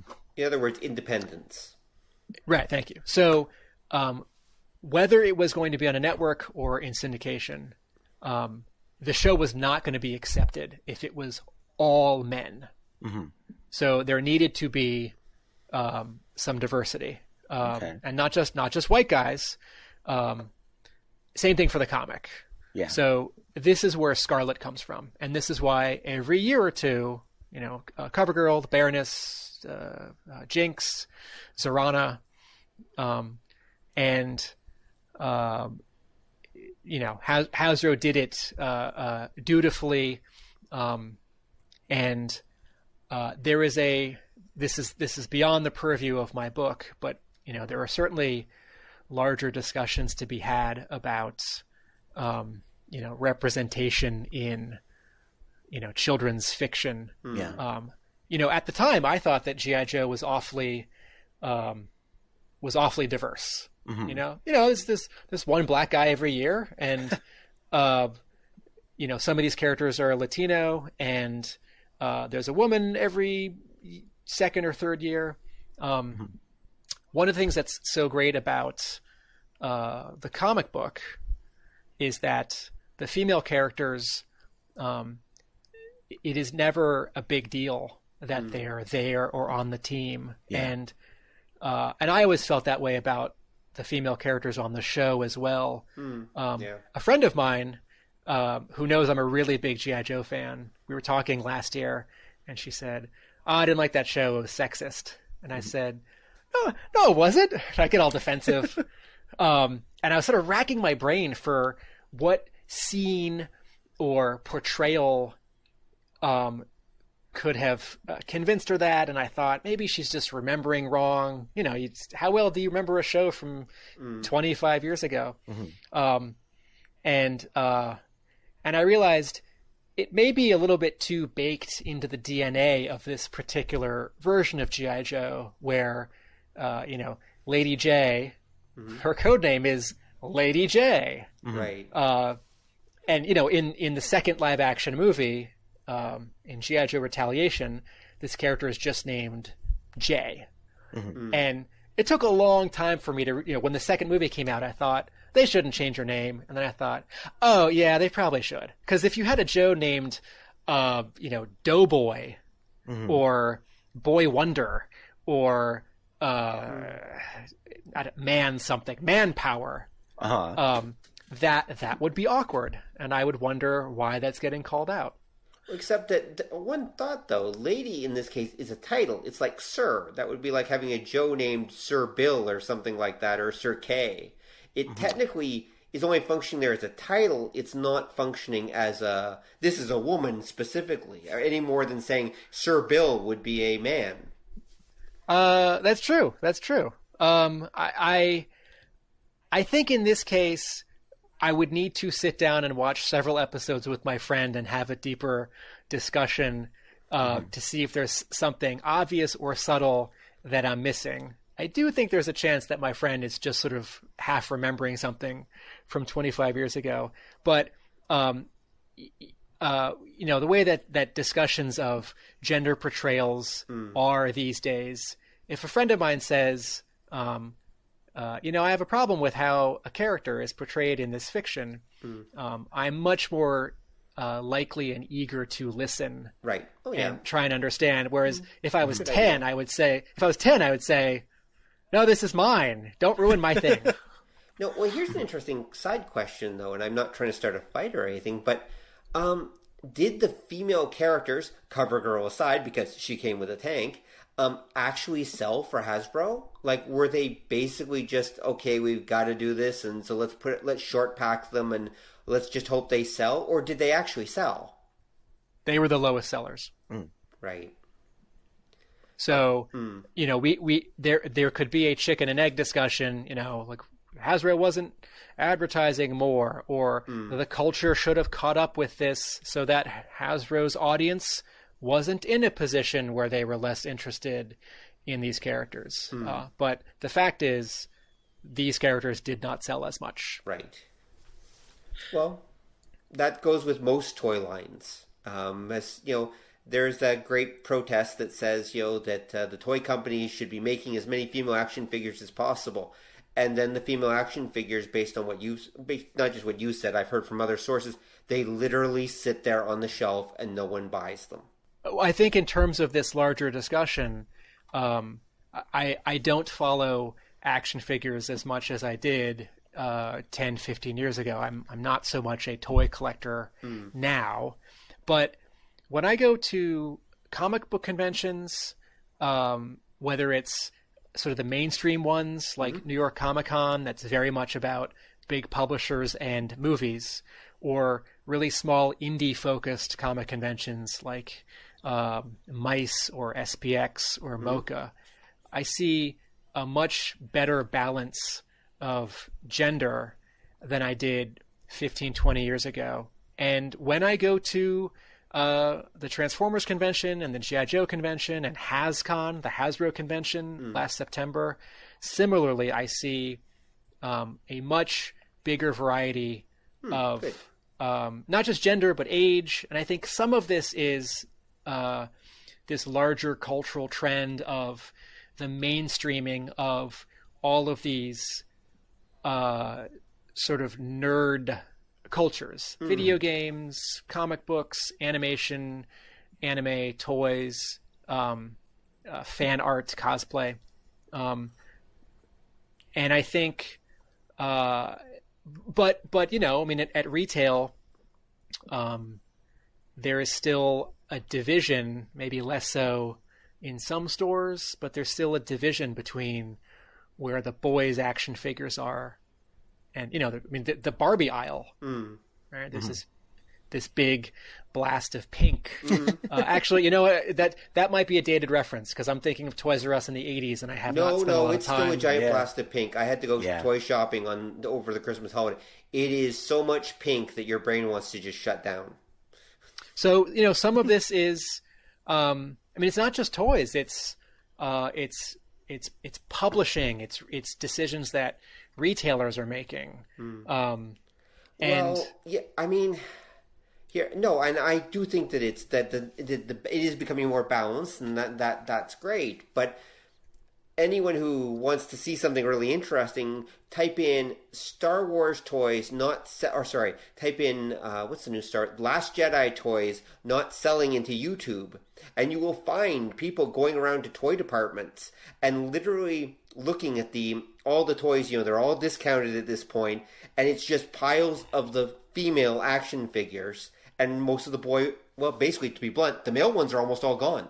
It's just literally piles of the female ones because, as much as there's that, there should be more representation, which I agree with. I think there should be. But here's the problem. The people who are saying that there should be more representation aren't going and buying the toys. They're not showing up to actually pay the money and buy them. They might be going to the cons, but they're not showing up to buy them. I wish they were. I think that would be amazing. But you can't trash, businesses, toy companies. Sorry, this is a personal thing. You can't trash them for not making female toys if you're not going and buying them. But that's what happens, is that they endlessly go on about, when Force Awakens came out and, they didn't make a Rey toy or they delayed it a little bit. There was all hell to pay for Disney and everything. Yet when she came out, they still didn't sell very well. They still didn't, the people who were raising hell on the internet weren't willing to actually put their money where their mouth was. And that bothers me quite a bit, actually. It's like, if you want something, you pay for it. Otherwise, you don't really deserve it. And sorry, that's my rant. I'm sorry, I just derailed everything. I apologize. No, it fits in because there's a caveat when it comes to toys about that. Because when you had the idea of the action figure came out back in the 60s, you made a very strong distinction that lasted a long time that these are for boys, these are for girls. When the Real American Hero came out, that distinction was still pretty strong. That there were boy toys, there were girl toys. G.I. Joe was a boy toy. Boys felt awkward playing with a female character. When you got to the 90s, the toy market got taken over by speculators. And what happened when you go back to your old action figures from the 70s or the 80s, because the female characters didn't sell as well, they'd be underproduced, they wouldn't sell, they'd just be disposed of. They were the hard ones to get. They became the chase figures. It created this weird artificial desire for the female character of the male-oriented toy line. When you get to the 90s into the 2000s, you saw a lot of production of more female characters in toys because that's what everybody, the collectors, the speculators, the companies thought people were after, because from the older lines, those had become the chase figures because of the rareness. When you get into like modern times, toys have kind of stopped being a collectible, and out of the gate. Old stuff is still collector's items, but they're producing new toys as toys. And you're kind of seeing a weird thing that we've gone back to this division that there are boys' toys, there are girls' toys. Star Wars being a big nerdly property, historically is considered a boy thing. It's got spaceships in it. For the rampant anger and rage of the internet, Star Wars is a fertile battleground because it's well known. But if you look at the toy stores, you're starting to see there are girl-oriented action figures that are action figures. They're posable, they have weapons, they have villains, but their separate lines aimed specifically at girls, even though they're not really that different from the boy ones. So there's that weird caveat that if you look at an established property like Star Wars, the female characters aren't selling well, but then you have things like, I think the Mysticons are ones that just came out that are girls' action figures, and they're action figures. And those seem to be doing fairly well because you're seeing more and more of that, and you're seeing more of the shows and that aimed at them. And I think part of why that happened was because in the late 90s going into the 2000s, when our comic industry folded and the Japanese stuff took over, because it was kind of a new and different thing, a lot of it didn't have those prejudices. And like we've mentioned on the show, you had a lot of like what in Japan would be a boys action series would come over here and almost half of the audience would be female because it didn't come over here with that distinction. We didn't know, oh, this is a boys show. This is even the idea shonen. Shonen means like young boy, but people didn't know that's what it meant. So they just thought, well, this has action and it's got soap opera stuff and it's got characters. So I guess anybody can read it, and anybody did. And I think that's kind of what blurred that line back in the day. I'm glad to hear that there are actually some female action figure lines coming out that are selling well. That's good to hear. But it because that that just bothers me. If you're going to demand something, you have to actually show up and buy it or support it, as the case may be. That's the only way real change is going to happen, because the market doesn't care. It just cares about the money in the end. Yeah. Did the two of you watch the G.I. Joe animated series? Of course. Oh yeah. Yeah, the real Every day. American the real American hero stuff for me, and I think for Rob, I got really into the first couple lines of the toys, but it was sort of at the point where I stopped playing with toys, but I never totally lost interest in stuff. Like, I loved the comic and the TV show, and that I was a little older, so I was more into like the characters and the story than just the toys. So I was a Transformers fan, so a major Transformers fan. So I cared more about, if it didn't involve giant robots, I didn't care. But G.I. Joe was on next to the Transformers, so of course I watched every episode dutifully. So what's great about both the comic book and also the show is that they are well written, and I don't say that as a biased Mega fan. The G.I. Joe comic book ages better than a lot of what Marvel was publishing at the same time. I believe that. And the G.I. Joe animated series ages better than many cartoons that were on between 82 and 87, or 83 and 87. And that has to do with writing and to a lesser extent the budget that the Hasbro and the ad agency and its animation company were willing to put up for the show. So the first 15 episodes of the G.I. Joe cartoon are written by Ron Friedman. And Ron had written... I'm calling him by his first name because I have met him. Right. But I should probably use his last name because I don't want to seem overly familiar. No, it's okay. You can call him Ron. Well, I'm giving you permission. I don't know about him. This is something I tell my students. If we watch a film and then we talk about it after, I say, you can't use the filmmaker's first name because you don't know them and you're not friends. You should use the filmmaker's last name. Yep, I told him that. So Friedman had written for live action television in the 70s and the early 80s. And the producers at Griffin Bacall, which would be Griffin and Bacall, right? So the guys who owned the ad agency, who therefore also owned the animation company, Sunbow Productions, they were specifically looking for someone who had not been writing TV cartoons, because in the 1970s, TV animation in America was at a particularly low point. Sort of everything about it was in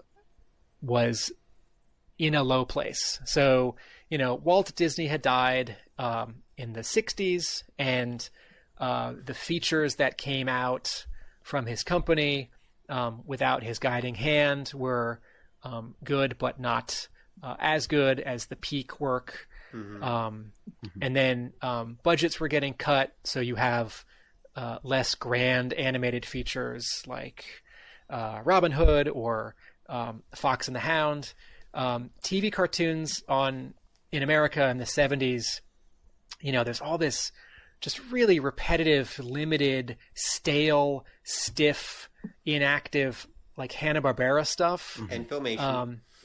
And Filmation, where because the networks were so careful about kids seeing something on TV and then imitating it and then injuring themselves, and then their parents would sue. Right? TV animation had been beaten down for decades by this sort of boogeyman specter of, quote, violence. And TV animation had never been violent. TV animation at the very beginning was all stuff that had been shown in movie theaters, right? So as soon as broadcasting starts, you have these networks in the 50s and 60s that need to fill a schedule. And, this isn't even 24 hours, but, and immediately they start mining back catalogs of studios for movies and animation, right? Yeah. So, part of why my generation knows who Bugs Bunny is and the generation after me is because Looney Tunes were run on television continuously from the 60s until the early 2000s. Yep. Yeah. First on ABC in prime time, and then on ABC Saturday mornings, and then on Cartoon Network by the late 90s or 2000s, and then I think Boomerang. So in the 60s and 70s, theatrical shorts like Tom and Jerry and Bugs Bunny were packaged as half hours and hours and shown on TV. And some of that stuff has, explosions and anvils landing on people. Yeah. But there was, from the beginning, this cultural fear that kids would watch TV and behave badly because kids did not have agency and could not make decisions and did not have good judgment. Yeah. And so into the 60s and 70s, ABC, CBS, and NBC wielded tight control with the animation studios that they would partner with, because it was the networks that were running the shows, and it was either networks that were paying for them or partially paying for them in conjunction with a sponsor, like Quaker Oats or Kellogg's or some soap company. And so all these cartoons in the 60s and 70s, think about Super Friends. Like, do you remember that Justice League show where nothing happens? Yep. Right? Like, that's it in a sentence. And so, you have stuff like Scooby-Doo, which, maybe a few episodes at the very beginning are fun and funny and quirky, but I don't have a lot of patience for that show year after year and reinvention after reinvention, where there's just a lot of standing around. And in terms of the pace of the drama, the pace of the humor, it's slow. It's no fun to watch. So G.I. Joe comes along. I should step back. So He-Man comes along, and He-Man's the first show, which is going to be This is 1983. It's going to be syndicated, and there are going to be 65 episodes of it. And this really creates this new market for TV animation, because if you're not going to be on NBC, ABC, or CBS, shows that were on the networks were only on Saturday morning. Saturday morning had become the only place for cartoons, the only place for kid animation, which meant it was a ghetto because it wasn't very good and it wasn't respected, and it was ruled by fear. Filmation did some pretty good work in spite of all of these limitations, and that has a lot to do with Lou Scheimer, who was in charge at Filmation. He had come up in TV animation. He had not come from theatrical animation, so it was not such a huge shift for him, whereas like Hanna-Barbera had directed Tom and Jerry shorts and for MGM, and now they were Hanna-Barbera making TV animation, and they had to make all these changes to how they operated. So He-Man offers this huge amount of work for the animators at Filmation, and Filmation went to great lengths to keep all of its work in the States, which was amazing. You can poke fun at He-Man and Brave Star and She-Ra for being stiff, but those shows put a lot of people to work. So G.I. Joe is the second toy action show in syndication, half hours. So the producers out of New York are looking for a writer who had not come from TV animation, because they wanted someone who had written for adults, who had written, real action, and they didn't want someone who was sort of in this in the 70s and 80s, in the early 80s. Saying that you wrote for TV animation in America, that was like telling people in the 60s and 70s that you drew comic books. Like that's embarrassing. Yeah. right? Like in the 40s and 50s and 60s, if you drew comic strips for the newspaper, that was a big deal. Yeah. And that was desirable. So in Ron Friedman, they found this writer who was doing really big action, and he worked hard to give this really big cast of characters in these first 5 episodes distinct personalities. And I see a real difference in his 15 episodes as compared to the episodes that come later. So in 83, there's a 5-part miniseries. This is another first for G.I. Joe. G.I. Joe is the first animated miniseries. Yeah. So, TV had some miniseries. What's the Civil War one? Is it North and South? North and South, yeah. Yeah. And then Roots and Shogun and some others that I'm not thinking of. So in 83, and this is in large response to the reaction to those commercials from 82. How can we continue to expand this brand and tell these stories? So Sunbow Productions, this animation company in New York, which had been doing this show that was a lot like Sesame Street called The Great Space Coaster. Right.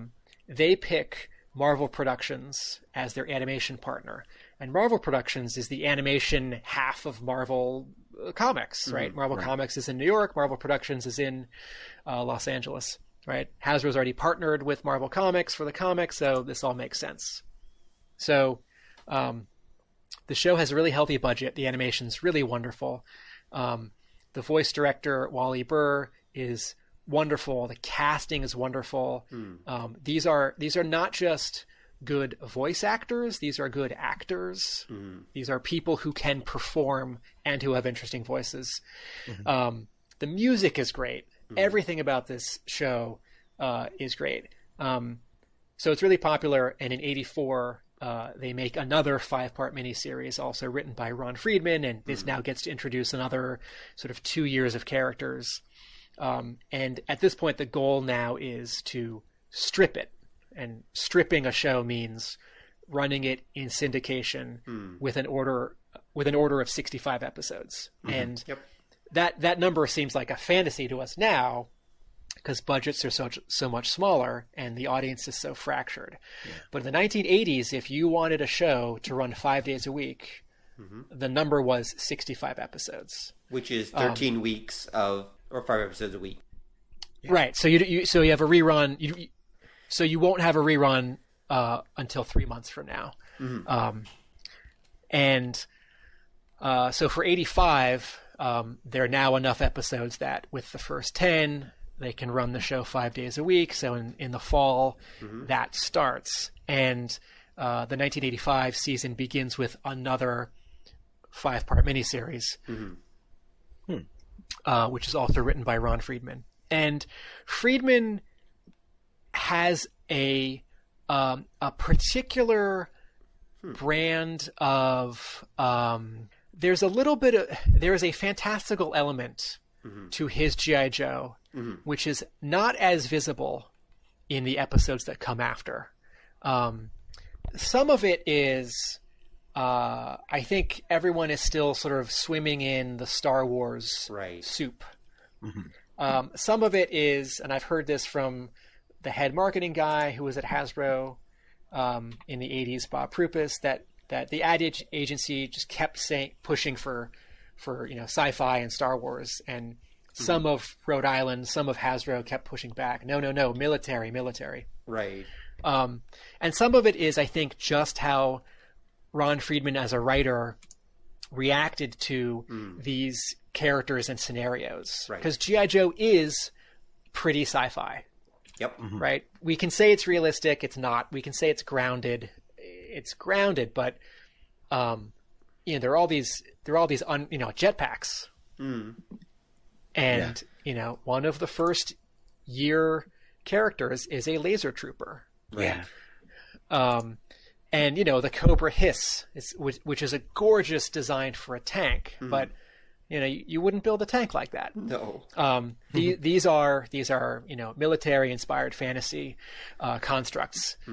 So in the first 15 episodes there are monsters, and it's really easy to launch a space shuttle, and it's really easy to be an astronaut in outer space, and it's really easy to control the weather with just this device that doesn't need a lot of explaining.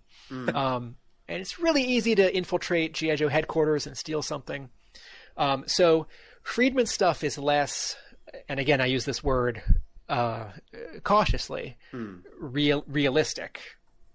And what you have starting in 85 is now there's so many episodes, and Friedman is not interested in writing many, many episodes, right? Because to get another 50 episodes ready for the fall, in the first half of 1985, in the third quarter of 1985, the pipeline is like finishing a script a week. Yeah. Right? I mean, think about it. There's 52 weeks in a year, and you already have 10 episodes, and by the fall, we need to have 65 episodes, so we need 50 more episodes. Yep. That's the rough math. So this wonderful writer is story editor for 1985 for what is sort of the proper season 1, and his name is Steve Gerber. Steve Gerber had gotten into television animation because he had gotten out of comic books, because Gerber had created with an artist named Val Mayerick, Howard the Duck. And nowadays, in 2018, right, Howard the Duck is sort of a beloved Marvel character, and he has those cameos in the Guardians of the Galaxy movies, and he's shown up in some of the video games, and there's an action figure, and there's a Funko Pop. In the 70s, Howard the Duck is this really thoughtful, smart social satire. Comic book that Marvel publishes for a couple years, written by Steve Gerber, and he's poking fun at everything. And Marvel in the 70s was not the creative leading light that it had been in the 60s. Marvel in the 70s is sort of the 60s all over again. And there are a few exceptions, and Howard the Duck is one of them. So there's a lawsuit over ownership of Howard, and Gerber is not getting a lot of work in comics by the late 70s and early 80s. And he's writing for TV animation, and he becomes story editor of G.I. Joe, and subversive is too strong, but there are moments throughout season 1 of G.I. Joe which are smarter than other kid cartoons, funnier than other kid cartoons, and craftier. And there are 3 episodes that are almost subversive, and I could talk about those for days. Well, what are they? Just for reference. There's No Place Like Springfield, part 1 and 2. Where Shipwreck thinks he's going crazy because he wakes up 5 years after the G.I. Joe Cobra conflict has ended. Right. But Cobra's actually interrogating him to get the secret formula. There's an episode, this must be season 2, this is 86, and Gerber was not the story editor, but the show still has his fingerprints, called Once Upon a Joe, where Shipwreck accidentally shoots down a Cobra jet, which crashes into an orphanage and burns it down. So he spends the next day distracting some of the kids by telling them a story while the other Joes are helping rebuild the orphanage. Right, I remember those.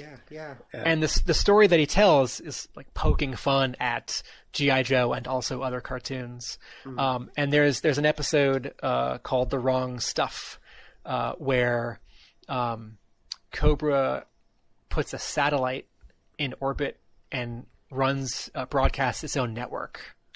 And there are a couple scenes which make fun of television. And there's a character who shows up at the beginning and the end of the episode who's like Mr. T, but he's got this sort of C-shaped mohawk in his hair, and he's wearing a vest, and he's beefy, and he's Mr. C. Yeah. the G.I. Joe cartoon, Gerber pulled in a lot of people who had written for comic books. So like Marv Wolfman, who's best known for writing so many Teen Titans comics, but has also written a lot of TV animation at this point. Jerry Conway, who wrote Spider-Man and Amazing Spider-Man in the 1970s. So part of it was the sort of writing creative force for season 1 was smart and really enjoyed the opportunity. And part of it was there was all this freedom to tell stories in terms of narrative. So again, in the 80s, G.I. Joe's in syndication. So there are not really strict rules about character and drama and conflict. You can't show blood. No one's going to die. If you crash a plane into an orphanage, you show all the kids getting out. Yeah, exactly. Yes, you do. And it's think of tone. It's not played as a nightmare for these children. It's not a horror film. So the writers were freed from these sort of shackles that had kept animated shows of the early 80s and 70s that were bound by these network restrictions to tell really interesting stories. Buzz Dixon wrote an episode of G.I. Joe that's basically The Prisoner. Except the island with this, where this prisoner is, the island is Candyland. Oh, right. Yes. Yeah. I remember that. And that episode, if you're watching the show and an older sibling or a parent just walks by, they might think you're watching just another kid show. Like, oh, there's some people and they're being chased by robots on a Candyland. And it just, looks like My Little Pony. It looks like Super Friends. If you watch 3 minutes of the episode, it's really bizarre and smart and dramatic and entertaining. So Buzz Dixon, he's the story editor for the second season in 1986, which also starts with a 5-part miniseries. And this introduces this character, Serpentor, who's this artificially created biological man, this Cobra Emperor. Right. And then the next year there's the animated movie, which does not get a theatrical release and sort of quietly shows up on TV and quietly shows up on VHS. Actually, you're not quite right about that one, though. I'm pretty sure the animated movie did get shown in some markets outside of the United States. In fact, I could have sworn it got shown here in Canada. Don, do you have any theater? Yeah. No, if you remember what happened, because we got the rundown on this. The Transformers movie came out in theaters. Oh, right. And what ended up happening was the G.I. Joe movie was supposed to be in theaters soon after, but because in the Transformers movie, 30-year-old spoiler alert, they killed Optimus Prime, they got so much hate mail about that, and that the distributor, was it Lionsgate that distributed it? I think it was. Yeah, the distributor. It's DEG. Oh yeah, their logo is a lion. Yeah. That's why. Okay. They got nervous about sending it to like the expense of doing it as a theatrical release because they got so much hate mail from the Transformers one, and that's why everybody as a kid remembers the scene where they've beaten all the Cobra Law guys and some disembodied voice goes, "Hey, I just heard Duke's okay," because they figured, well, if we kill off Duke, we're going to get more hate mail, so they change it last minute. And there was other stuff that was edited out because they decided it wasn't going to be a theatrical release. There was a couple scenes that got taken out because there was supposed to be like a nude scene in it. Yeah, with Serana. Yeah, that got taken out. So technically nude scene, yes, but you'd see her very briefly from behind. Yeah. So not spicy. Well, I mean, if you're like a 11-year-old kid, yeah, but That's true, but PG nude, not R-rated nude. Yeah. Well, I'd say 80s PG nude, because remember that meant something different back in the 80s than it does now. That's true. Yeah, but yeah, that was the thing there. I think one of the things you're right about the comic, the TV show. The TV show had more limits than the comic did, but the nice thing was they did something that was genuinely new.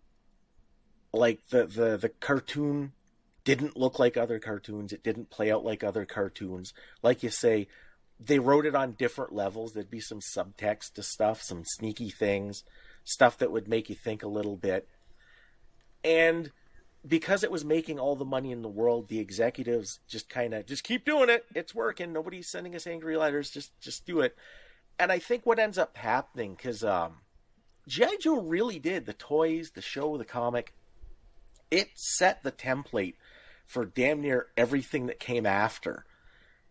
And I think that was the problem, because say when you get to the mid going into the late 80s, everybody was using that G.I. Joe formula. You did a toy, you did a TV show. It started with a 5-part miniseries that at one time you'd run as a movie on like Saturday afternoon.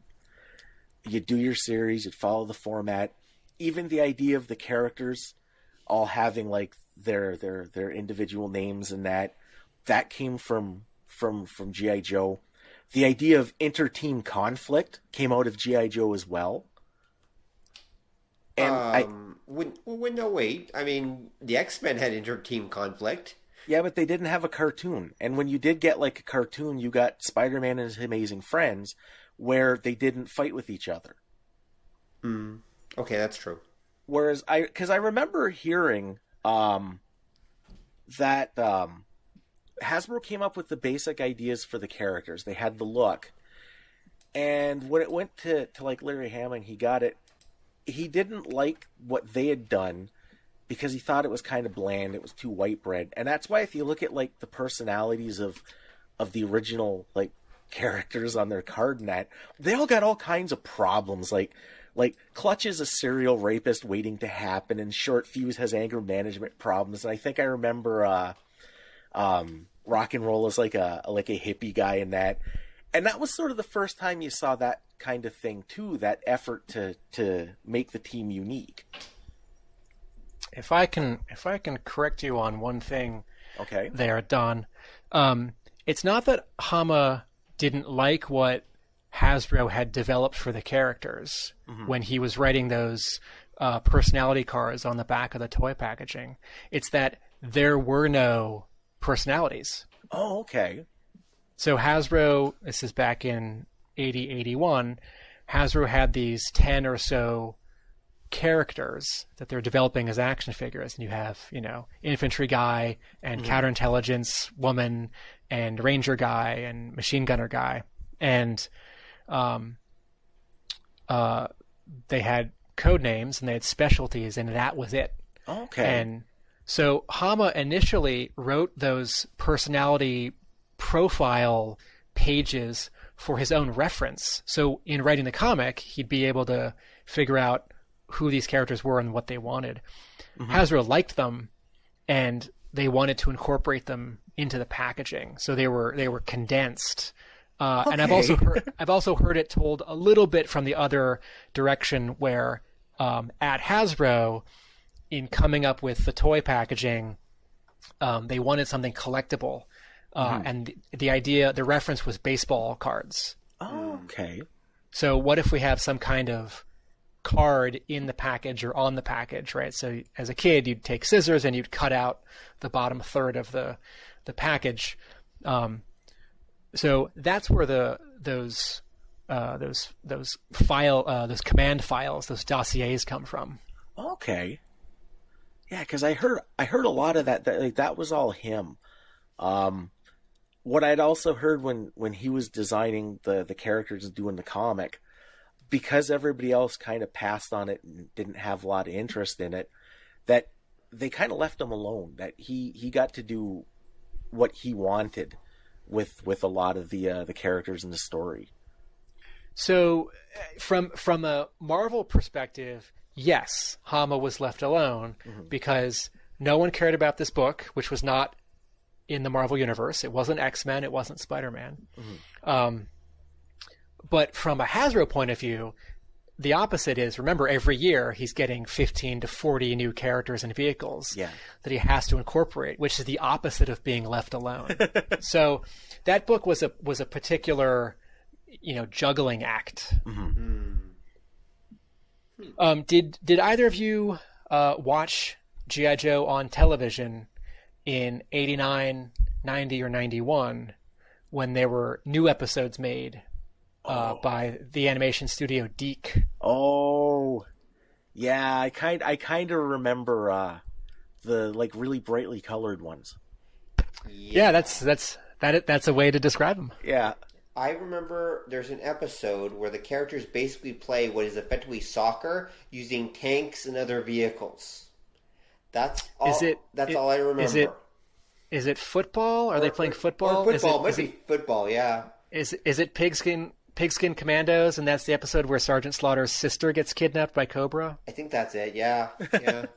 And yes, I did just say the sentence where Sergeant Slaughter's sister gets kidnapped by Cobra. Yeah, actually, we should talk about that. Actually, Sergeant Slaughter's an interesting thing because he kind of took over G.I. Joe after a little while. Yeah, so some of the characters in the toy line were inspired by characters from pop culture or character types from pop culture. Right. And the idea was floated a bunch of times that there should be a real person in G.I. Joe.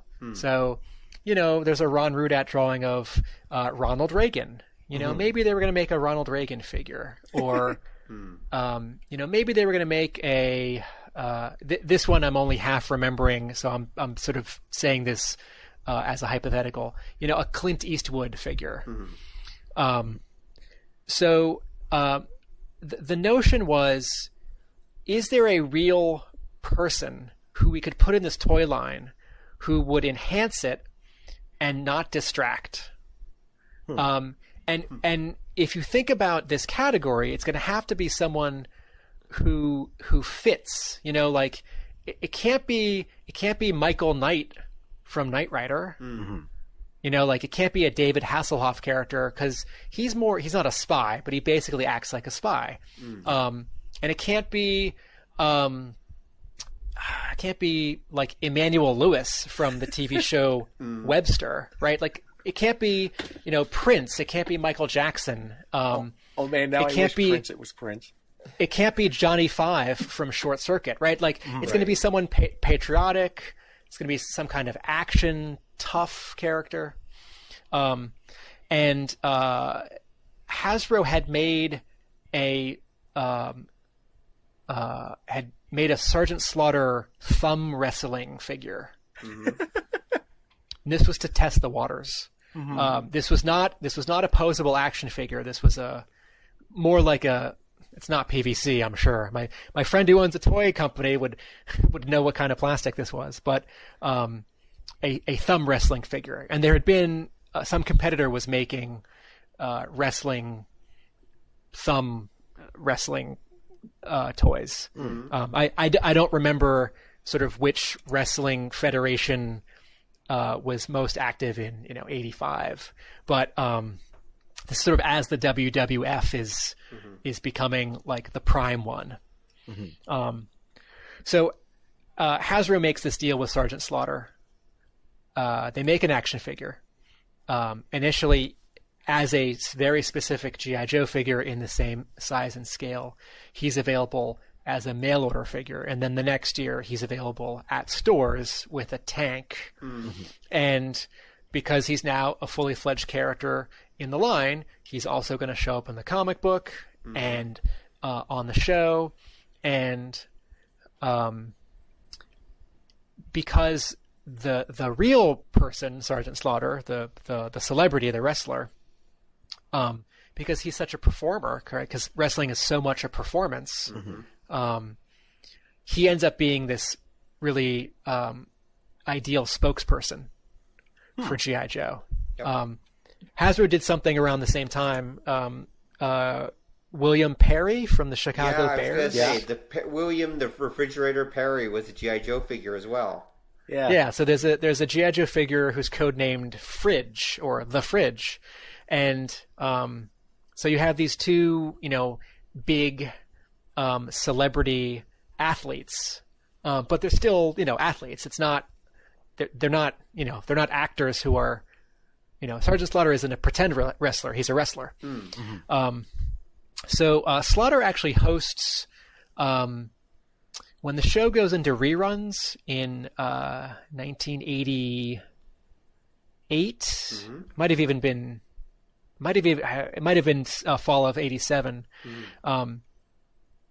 Sergeant Slaughter actually hosts that season of reruns, that year's syndication package. Right. So the bumpers going to commercial and coming back from commercial are him standing in front of a giant sort of flag, and he's in a bunch of commercials as a live action, as a real person, and then he gets a second action figure.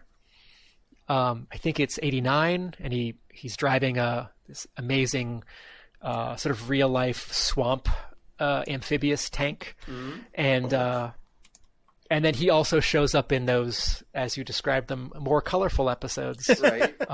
In 1990, and by then in '89, there's an entire segment of the action figures that are named after him. He gets his own little team, Slaughter's Marauders. So the episodes in '89.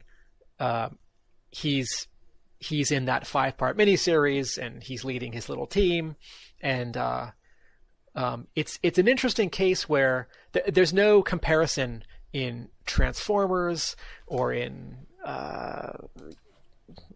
another toy brand of the '80s where there is such a long-running and strong affiliation with a quote real person. Mm. Yeah, that's true. I can only kind of think of one, and it didn't. I don't remember what it was called, but again, it was one of the early '90s, the girl action figure series that they were supposed to be like magic type people, and there was an actual stage magician that they based them on, and she was the host of the show. But wasn't it that there was like some Chinese, wasn't she? Chinese or Japanese? Wasn't she Asian? Yeah, I can't remember what it was called. It was on. I know it was what on you're talking about. It was on Between Things I Liked, so that's why I kind of remember it. Right. But yeah, also didn't Slaughter's Marauders, didn't they appear in? Didn't they appear in G.I. Joe the movie in '87? Yeah, Slaughter leads a different group. He has a different team. Oh, okay. In the movie, those are his rawhides. Oh, okay. Rawhides. Oh, yeah. Okay. Yeah, because they send or his renegades. Sorry, I got that wrong. Because they're the discipline cases. Because they send shoot, I can't remember his name. It's like Duke's nephew. Lieutenant Duke's Hawk. Lieutenant Falcon.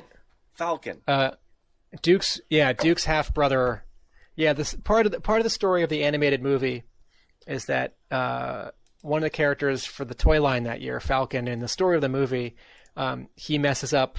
Cobra has a victory, and some Joes get injured, and so his punishment is that he's sent to Sergeant Slaughter for special training. Yeah. And there, Sergeant Slaughter has this trio of G.I. Joe characters who haven't joined the team yet because they're so dangerous and uncontrollable, and it's this trio is called Sergeant Slaughter's Renegades, and at retail those three characters were sold in a 3-pack. So they don't directly relate to the segment, the team that he has in '89, except that Hasbro seems to like giving Sergeant Slaughter small teams of guys. Okay. Huh. That makes sense. Okay.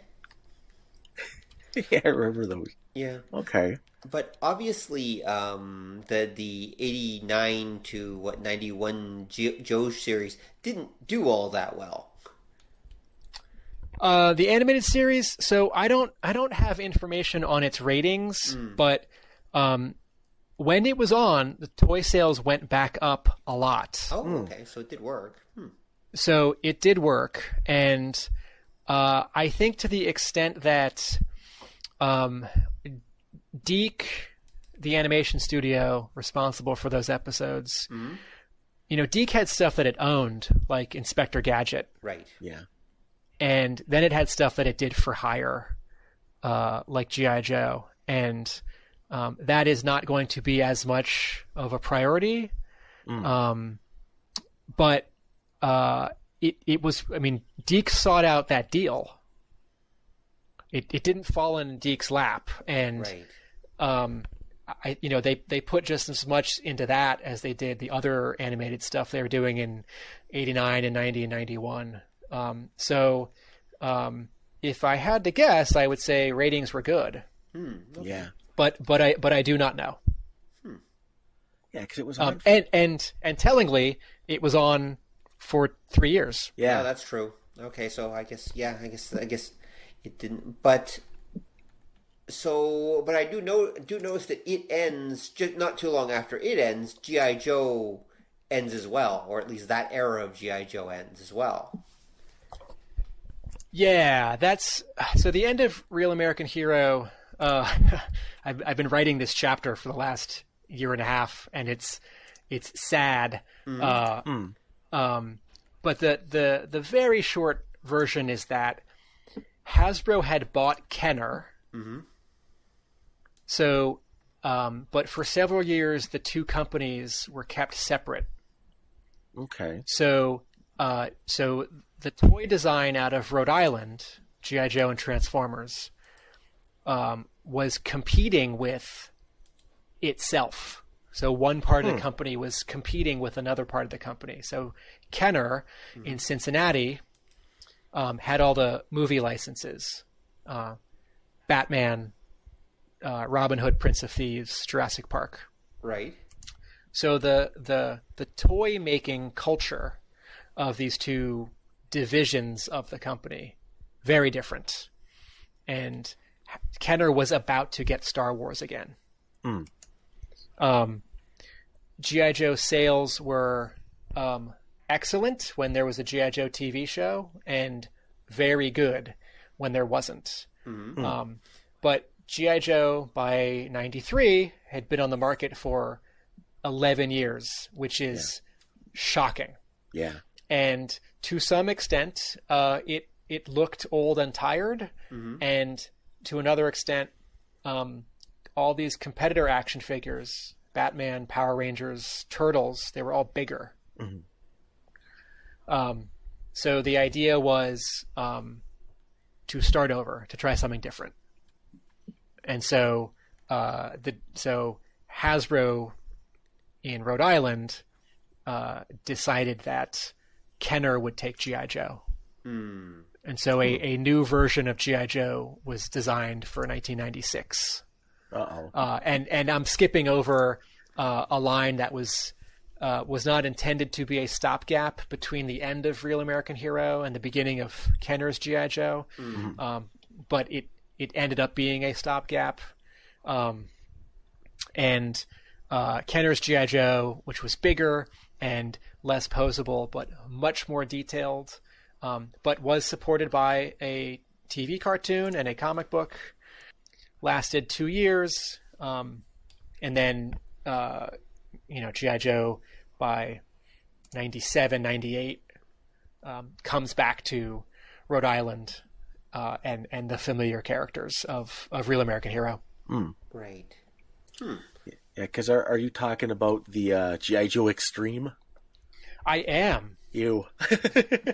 Well, so it's funny. I at the time I was disappointed by it, and now I feel like a defender of G.I. Joe Extreme. I think in comparison to Real American Hero, which had so much going for it, G.I. Joe Extreme has some flaws, or could be considered disappointing. But on its own, there's a lot to like about the toy line. I think the characters are at least interesting and feel like they actually fit really well. I mean, G.I. Joe Extreme was not really connected to Real American Hero. Yeah. But, you know, the good guys and the bad guys all feel like G.I. Joe. And the show was well written and had a distinct animation style, which is maybe not your cup of tea, but didn't look like other shows. So I see G.I. Joe Extreme as a really interesting attempt. Okay, I can see that. The bad guys I remember weren't too bad because they were sort of Cobra but more like badass. Because by then, especially after like say the Deke series, things had kind of gotten kiddied up a little bit. Yes, and I think that was the nice thing. What were they called? It wasn't the Iron Claw.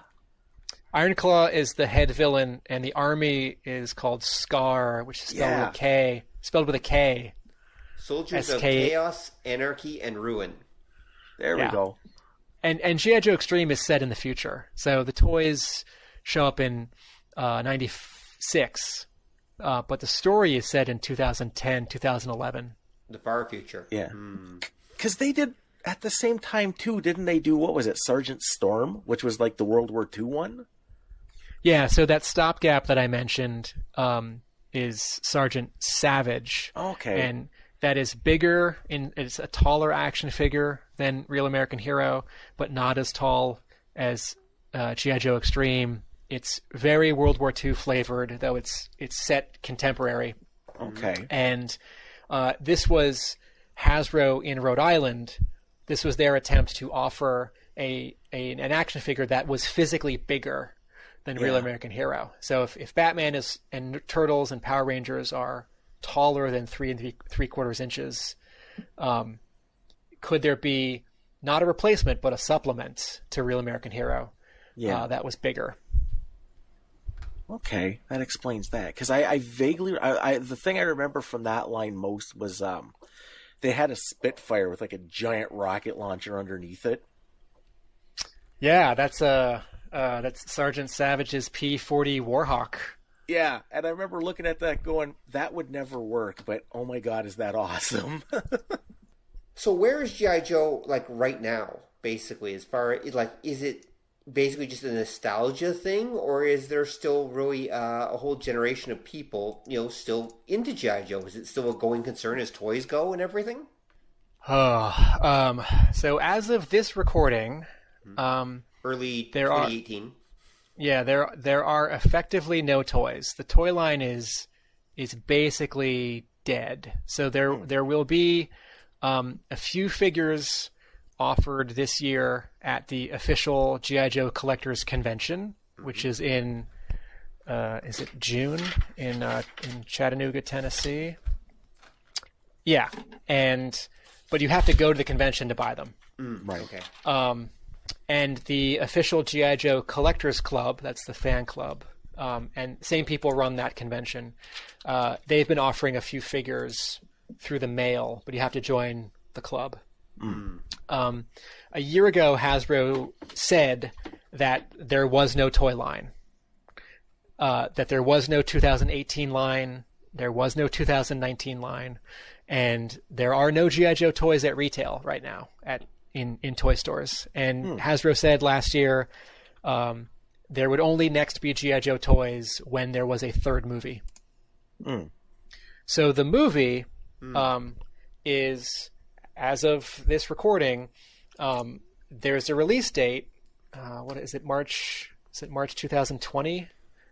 I'm sure one of you could Google at the IMDb while I'm saying this. So Hasbro announced a year and a half or two back that based on the success of the Transformers movie, Hasbro was going to create a, quote, writer's room, and this is using a TV term for motion pictures. And this comes somewhat from the Marvel Cinematic Universe, where you have several movies that are connected. So Hasbro wanted to put together its own cinematic universe, which is going to be sort of everything but Transformers. So G.I. Joe, Mask, Yeah. ROM Micronauts Visionaries. And many writers were brought in, 10 writers were brought in to hash out some stories for these different brands. Mm-hmm. And it looks like 2 of those may not happen, and 3 of them do have release dates. They're going to come out after the Bumblebee movie.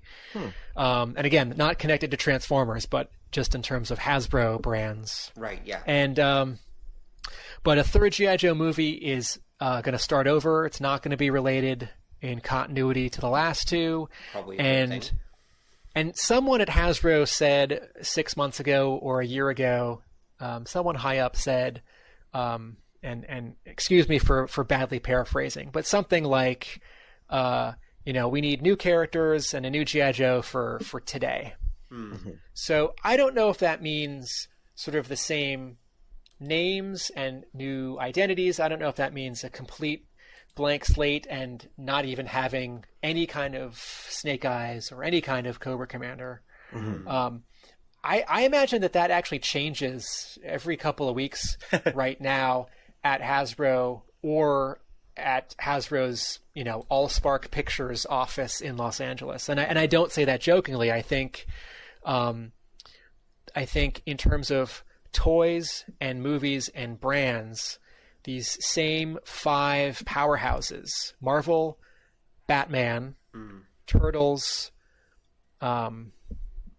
Transformers, and I'm blanking on whatever the 5th one is. But and when I say Batman, I mean all of DC. Right, yeah. Mm-hmm. But it might as well be Batman. Yeah. Yeah. But we are seeing in toys and in movies and in TV, sort of the same brands, characters, and teams. Every 2 or 3 years, there's a sequel or there's a new invention. Yeah. Oh, you mean Star Wars? Star Wars would be your first one. Yeah. Thank you. Yes. that small film. Don't worry. It's that easy to one. Forget. Yeah. That one that we talked about at the beginning. Yeah. If you're a Star Wars fan, it's amazing. There's a movie every year, and there's another TV show, and there's board games and backpacks and toys at 3 different scales and all this stuff. But it does. These 5 brands, these 5 juggernauts, do take a lot of the air out of the room for other brands. Yeah. In terms of comic books, G.I. Joe is in a good place right now. IDW Publishing, which is the publisher that has all the Hasbro licenses, IDW has been doing wonderful things with Transformers for the last 8 or so years, and also picked up the G.I. Joe license and initially created a new continuity, which did not continue the 80s Marvel continuity. And sometimes I say the Marvel continuity and the IDW continuity. Sometimes I say the PG continuity and the PG-13 continuity. Because the IDW continuity felt more like the TV show 24. Right. And just looks and feels more like, 2010. And then in addition to that, IDW asked Larry Hama if he wanted to continue writing his G.I. Joe. And so a bunch of years back, IDW just published issue 156, which is the issue after the final Marvel issue. Right. Hama has, and one guy drew about 80 of these 100 issues. Wow. This artist named Shannon Gallant, S.L. Gallant, who just extraordinary. His storytelling, his clear layout of action and character acting is really wonderful. And he just finished his for G.I. Joe record-breaking run. No one has drawn that many issues of G.I. Joe. And issue 249 just came out. And issue 250, which will be an oversized anniversary issue with a big ninja fight, comes out next month, and or is it late this month? And So toys, not in a great place. Movies, not in a great place. There is no TV show. The comic book is in a good place, but a few months ago, I guess technically the final issue is this week, but a few months ago, IDW canceled the non Larry Hama G.I. Joe comic book. So right now there's only one continuity for the comics, and there's only one monthly comic. Oh, okay, and that's the Larry Hama one. Yeah. Yeah. So if Hasbro is interested, I mean, the advantage of G.I. Joe is that Hasbro owns G.I. Joe. Mm-hmm. And Hasbro doesn't own, when Hasbro makes Marvel toys, they're paying Marvel to make Marvel toys. Right. And when Hasbro makes Transformers, there's a little bit of a fee which goes to Takara Tomy, which is the company in Japan that originated those physical toys in the 70s, even if the concept of Autobots and Decepticons and the story of Transformers is American. Right. And when Hasbro makes Star Wars toys, they're paying, first Lucasfilm and now Lucasfilm and Disney to do that. Mm-hmm. And if Hasbro wants to make G.I. Joe toys, they just make G.I. Joe toys. Right. So, yeah. But there have to be designers who have good ideas, and there have to be managers and vice presidents who want it to happen. And I think, unfortunately, right now, the media landscape is such that Hasbro can only see doing this if there is also a movie. Yeah. Right. Yeah. And a movie right now is a tall order because the landscape is so dotted with, the Marvel movies and the Star Wars movies and Harry Potter movies and well, yes and no. I mean, now we're seeing, of course, the whole expansion of I guess you could say the prime. What's the term for it? The best time for movies to come out. It was the summer before, but now we're seeing movies like inching into all the non-prime periods now. Like, for example, Pacific Rim, the new one's coming out this month. This is March when we're recording this. There's Wrinkle in Time's coming out this month. Ready Player One, which I thought was going to be a big summer temple, is actually coming out this month too. Huh. I mean, and by the way, March 27th, 2020 is G.I. Joe 3, or the G.I. Joe reboot you're talking about. Okay. Thank you for that fact check. Yeah. And so even there's still, so we're starting to see, as you said, that there's certain movies that are definitely taking the oxygen, but that's why we're starting to see the releases are starting to spread out a little more to try to get some of that extra space, which hopefully will allow for more franchises, like maybe G.I. Joe. Maybe the next G.I. Joe will be completely awesome and start a whole new trend. You never know.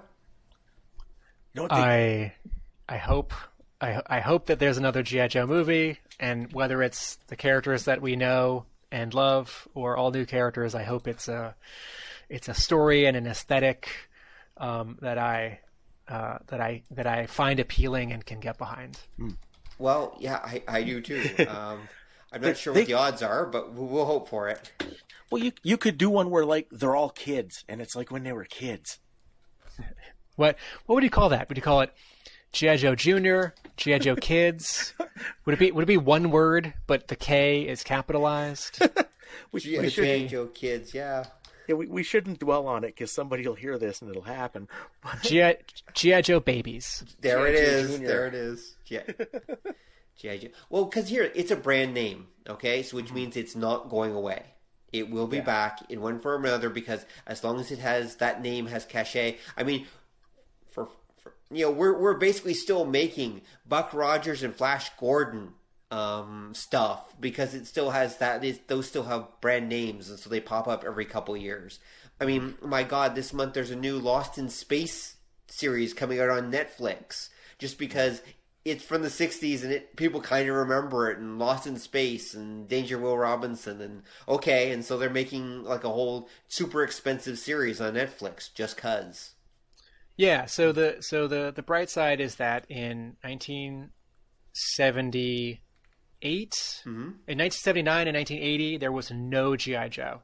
Right. And in 1999, there was no G.I. Joe, no toys, no comics, no cartoons. And hopefully we're just in another one of those temporary times. And maybe 20 years from now, someone will be in charge at Netflix or Paramount or Hasbro who grew up with G.I. Joe in 2006. Yep. And that's the version that they will champion. Right. So, actually, speaking of that, one last thing, because we're running out of time, and of course it's getting late for you as well, Tim. So what do you think about Joe's cultural impact? Do you think G.I. Joe has had a real impact on American culture? Yes, I do.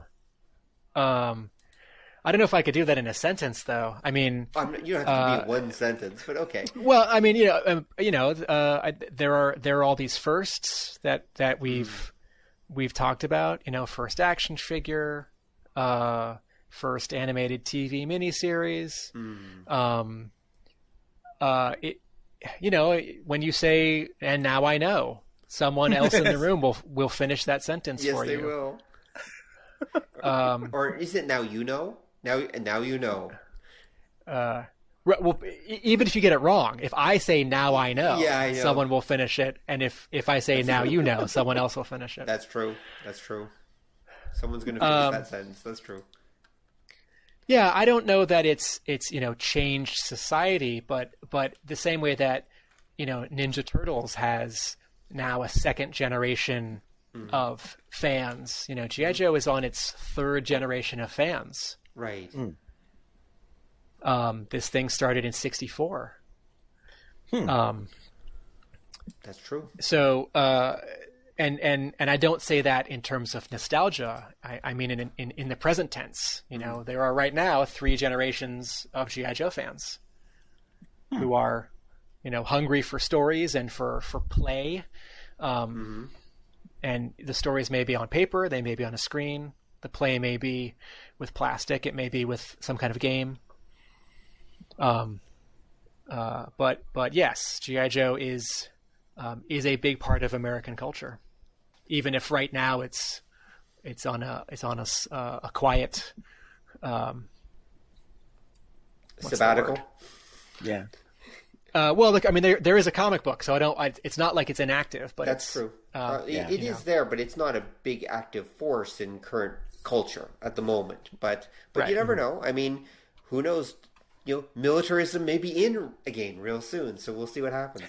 Although I can point out something that might excite or depress both of you. Okay, please do, Don. Okay. Here's one of the weird ways the nerdosphere works. Now, this is all technicalities. Because you mentioned that in the original Transformers comic book miniseries, Spider-Man shows up. And with all kinds of different Wayne dangling, the character Circuit Breaker from Transformers is an official Marvel character now. So that happened. Technically, Transformers are part of the Marvel Universe. Remember that they did a G.I. Joe Transformers miniseries in the comic, which technically means G.I. Joe is part of the Marvel Universe. And if you remember going back to the 70s, the Avengers fought Godzilla. So technically, you could have, because it's all the same universe, G.I. Joe fighting Godzilla at some point. I'll read that story. Yeah, okay. I would too. They're teaming up with everyone else. Apparently, just this month or last month, a G.I. Joe and $6 Million Man crossover series started. Yeah, issue 1 shipped last week. Yeah. Drawn by that artist, S.L. Gallant, who just finished his 80 issues of G.I. Joe.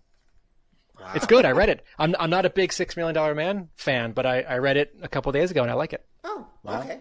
And you can buy it at my comic book store, Hub Comics, in Union Square, Somerville, Massachusetts. That's awesome. So when is your book going to be coming out?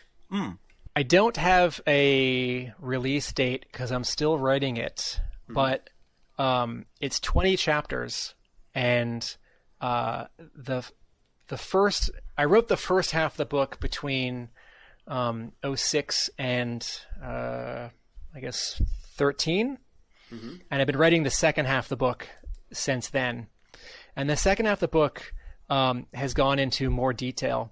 And my designer and I, she's laying out all the pages as I finish each chapter. The second half of the book is a little bit more developed. So I am getting, I'm working on chapters 15, 17, 19, and 20 right now. And out of 20 chapters, that sounds like I'm almost at the end. Then I want to go back and do some revisions on 1 through 10. So the first half of the book balances with the second half of the book. And I also want a couple very knowledgeable G.I. Joe fans to read it and give me some feedback. So there is more writing and editing to do. But considering that I've been writing it since 06 and researching it since 01, I really am getting kind of near the end. Right. But if I had to give you a number, I'd say 3 years. Right. Or 2 years. But I post updates on my blog, which is arealamericanbook.wordpress.com. And you can find me on Facebook and Twitter, also A Real American Book. And I'm at my comic book store 2 or 3 times a week, and we have a big selection of G.I. Joe graphic novels. And I'm always happy to talk about anything comics at the store, but of me and of myself and the 4 employees, I am definitely the G.I. Joe expert. Right. Huh. Well, I absolutely believe that. So thank you very much, Tim, for coming on. We really appreciate it. It's been a great talk. We've learned a lot about G.I. Joe from you. Yeah. You're welcome. Thank you, Rob, and thank you, Don. And thank you, audience, for listening. Please tune in next time when we'll be talking about an equally fascinating subject. Well, or at least we'll do our best to come up with someone who's almost as interesting as Tim. Take care and good night. Bye. Thanks for listening to the show. If you'd like to hear more or join the conversation, come visit us at obeythedna.com. You can also find us on iTunes or whatever fine podcast site forgot to lock their back door. So until next time, remember that to master the nerdly arts takes time, practice, and enough Coca-Cola to drop a rhino. See ya!